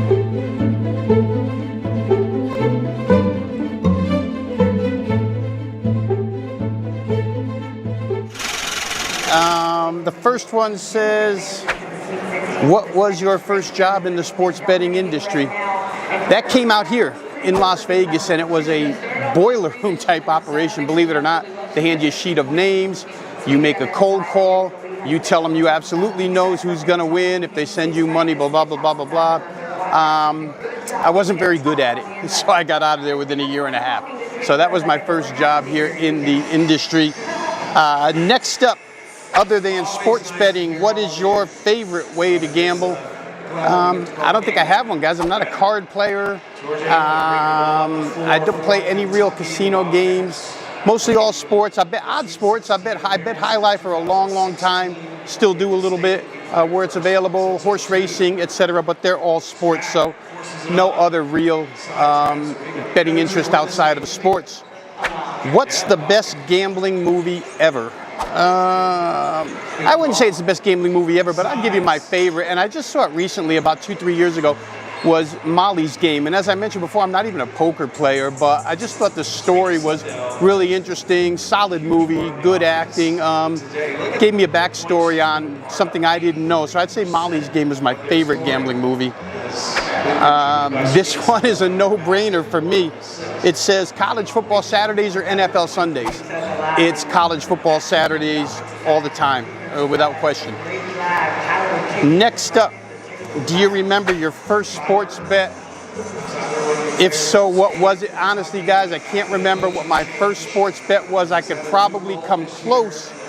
I'm going to guess, go back to like 1980, where I played the 1980 Holiday Bowl between SMU and BYU, Pony Express backfield, Eric Dickerson and Craig James, opposed by BYU quarterback Jim McMahon.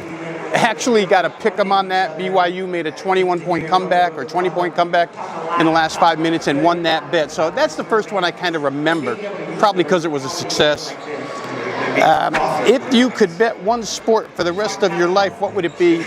It would be football, and more football. Really, that's my favorite of all. So if I only had one to choose from, it would be any kind of football.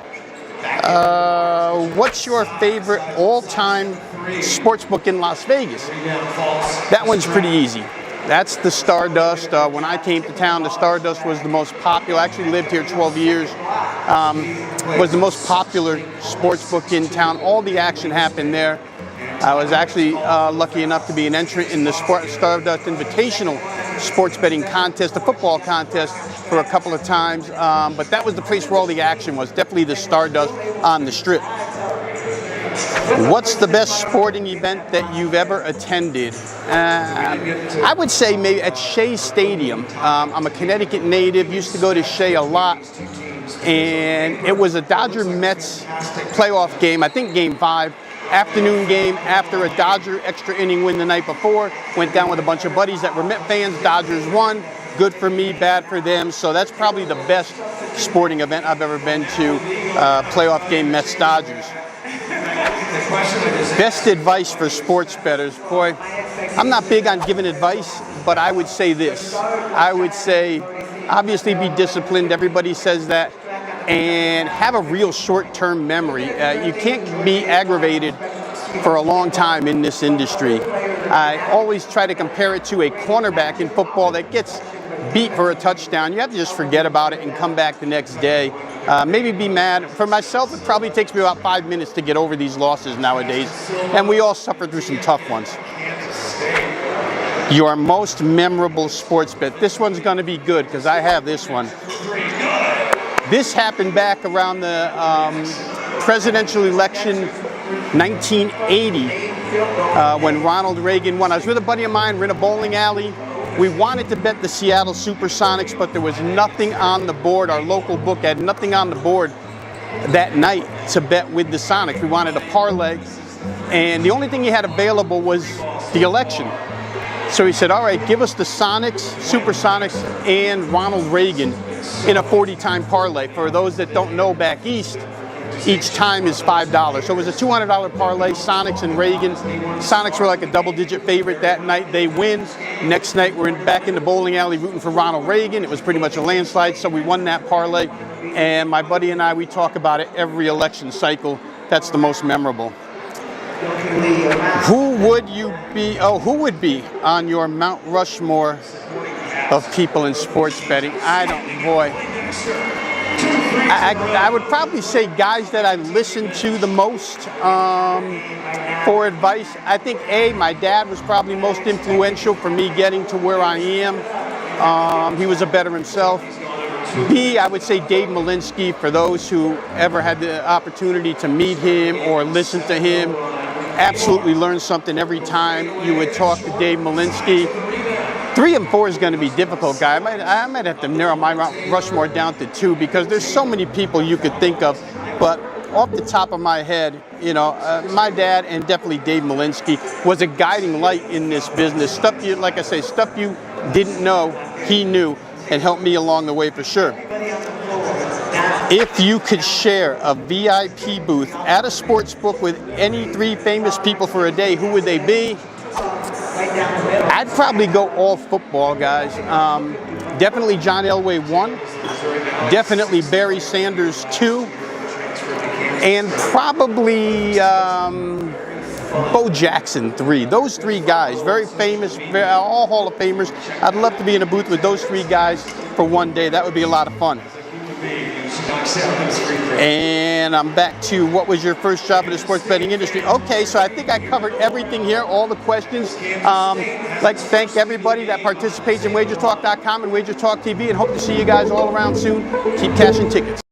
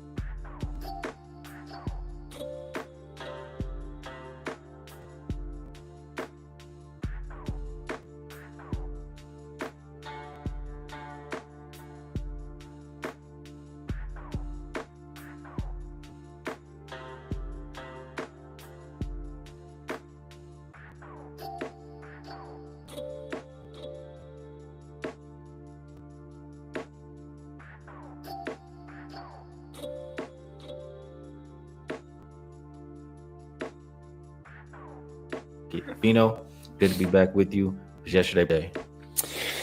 I'm good, Ski. Yesterday was profitable.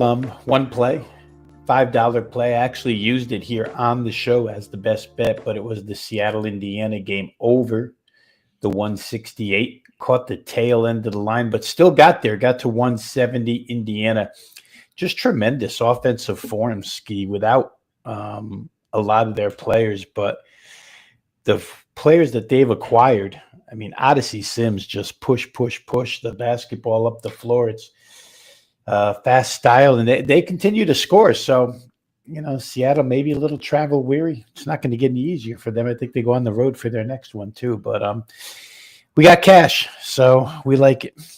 Yeah, Seattle plays Minnesota tomorrow, so definitely have a tough go of things in that game. But we have 2 games to talk about here today, and let's see if we can find some ways to make some money. We'll go in rotation order. That means 627, 628. Las Vegas Aces, Atlanta Dream, opened up Dream -1. Line keeps moving their way. I see 3.5 pretty much everywhere. Total open 162.5. Don't see a whole lot of movement there. As far as who's available, everybody for the Aces. Jordan Canada still out for the Dream. The Aces are at a little bit of a rest disadvantage.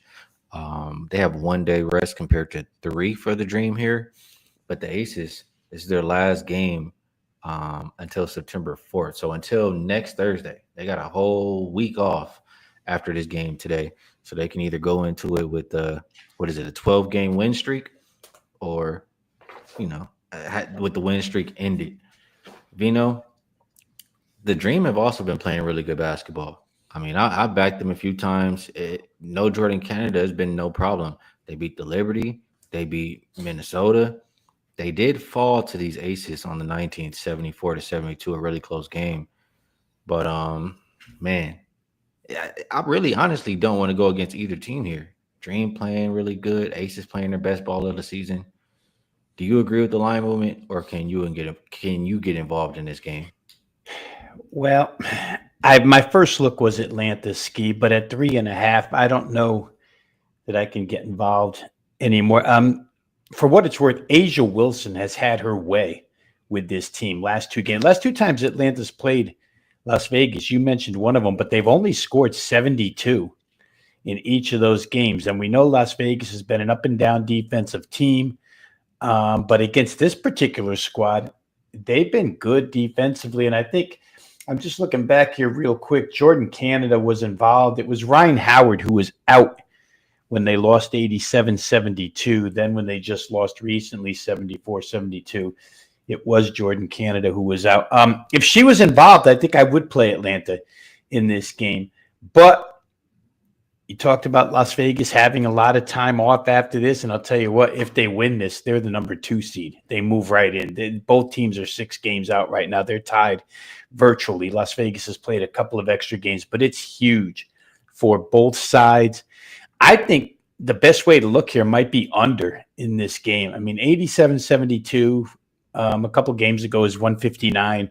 The 74-72 was 146. And, the most recent one, Ski, that 74-72 that was played on the 19th of August, wasn't terrible shooting. I mean, it was about average shooting on both sides, but it was just lack of possessions. That game slowed down, and there weren't a lot of free throws in that game.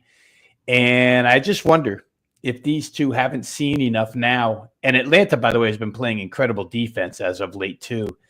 So to me, I think that this 163 or 162, whatever the number is now, you're asking for, 80, 81 aside, 82, 81 to get yourself there if you play over.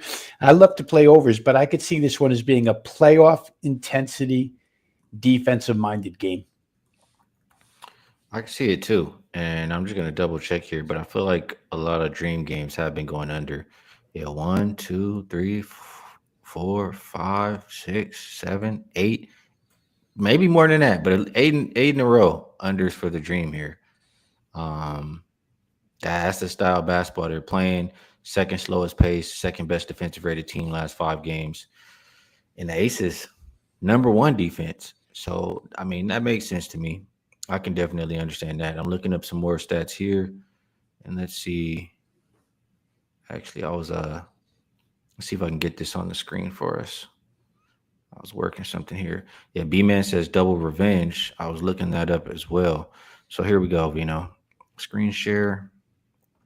Boom. And I know that I have to add it once more. So we should all be able to see this now. And let me just take the, well, no, it's good enough. We can see it. All right. So pretty much what this is saying, it goes back to 2012. Just home teams with rest advantage seeking same season double revenge. 62, 37, and 1 to the under. That would be about, what, 62.6%.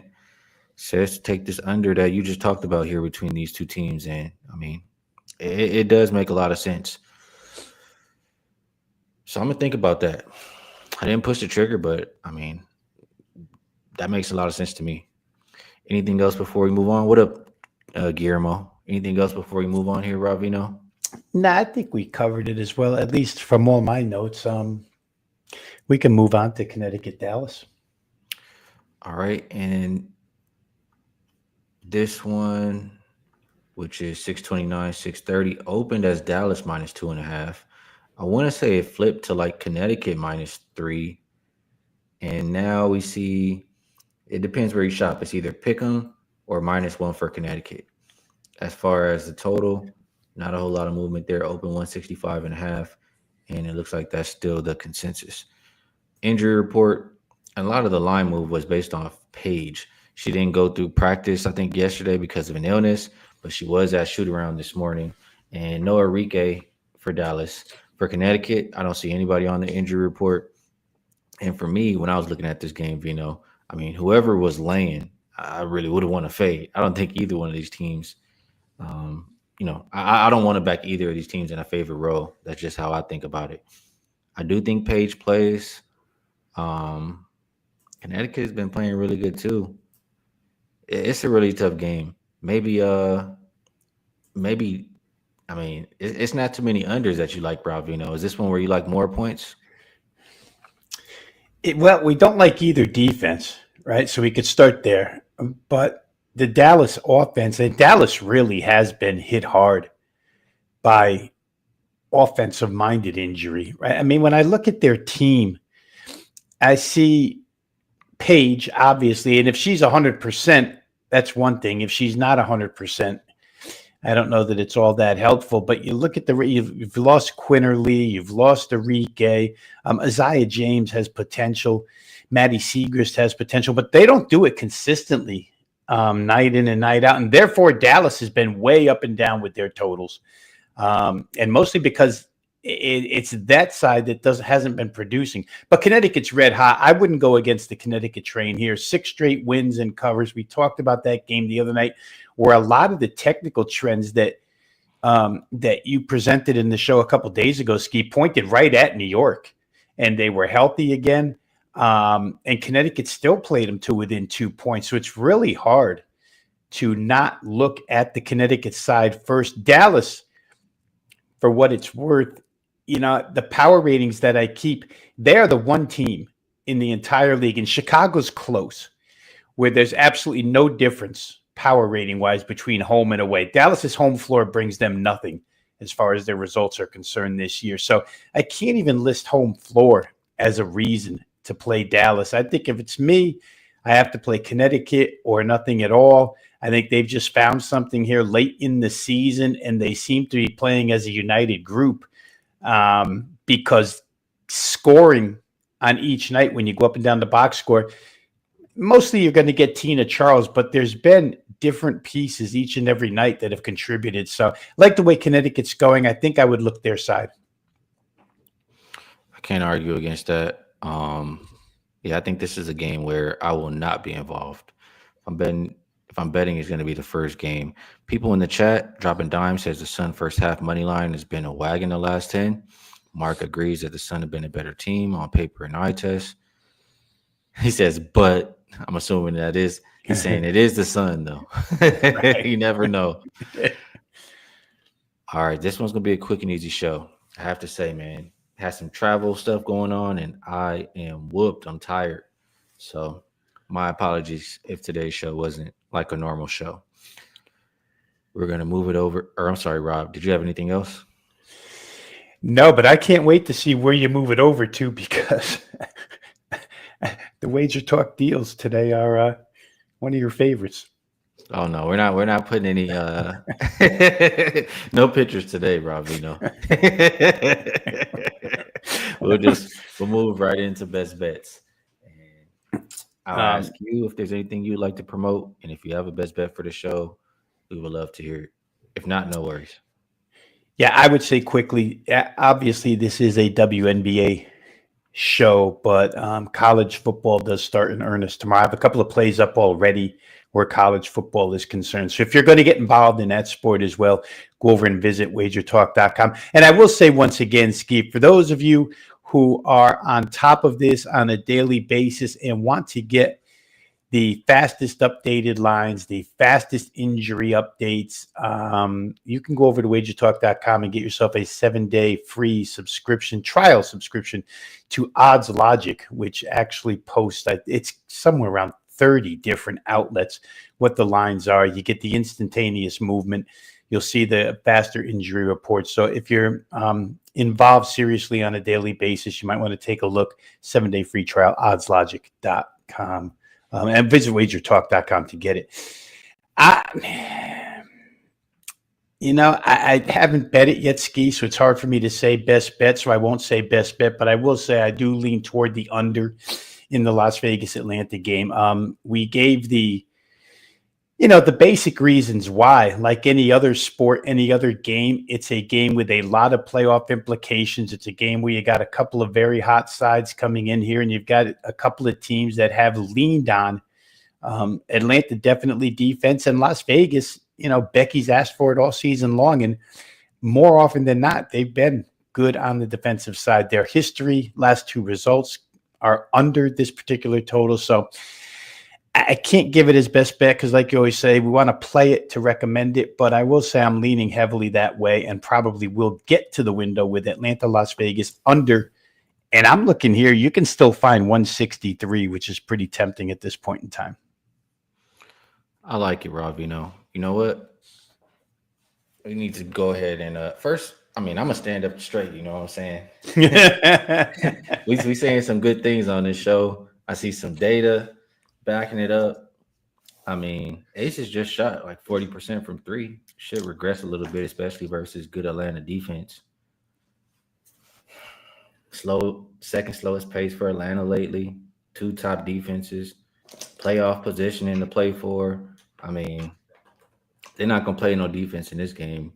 We might not see any till playoffs. I got to stand up straight here, Ravino, and my best bet for the show, Aces, Dream, under 163 is the best number that I can find right now, and that is at Caesars. So I will mention, though, tomorrow I'm very close, at least a 4% play, but very close to having a 5% play in the W, and it will be released sooner than later. So be on the lookout for that. Vino, always appreciate you taking the time breaking these games down with me. I enjoy doing it, and you see today you brought that under up, and I like what I'm hearing. I start to dig in a little more and find myself at the window opening up that wallet. So appreciate what you bring to the show. Everybody in the chat, we appreciate you as well. Here they go, Rob. Stand up, Rob. Yeah, I was saying with your chest. We appreciate the chat room. Great people, great cappers, all just trying to have a good time and help each other cash some tickets. So appreciate you guys. Everybody else, Twitch, X, Spotify, Apple, Kick. Much love. We'll be back again tomorrow. We'll have 3 games to talk about in the W. And Vino, we have college football. We could talk a little bit of college football. We probably won't go through all the games, but we could talk a little something. So we'll see you guys again tomorrow. Best of luck on all your action tonight.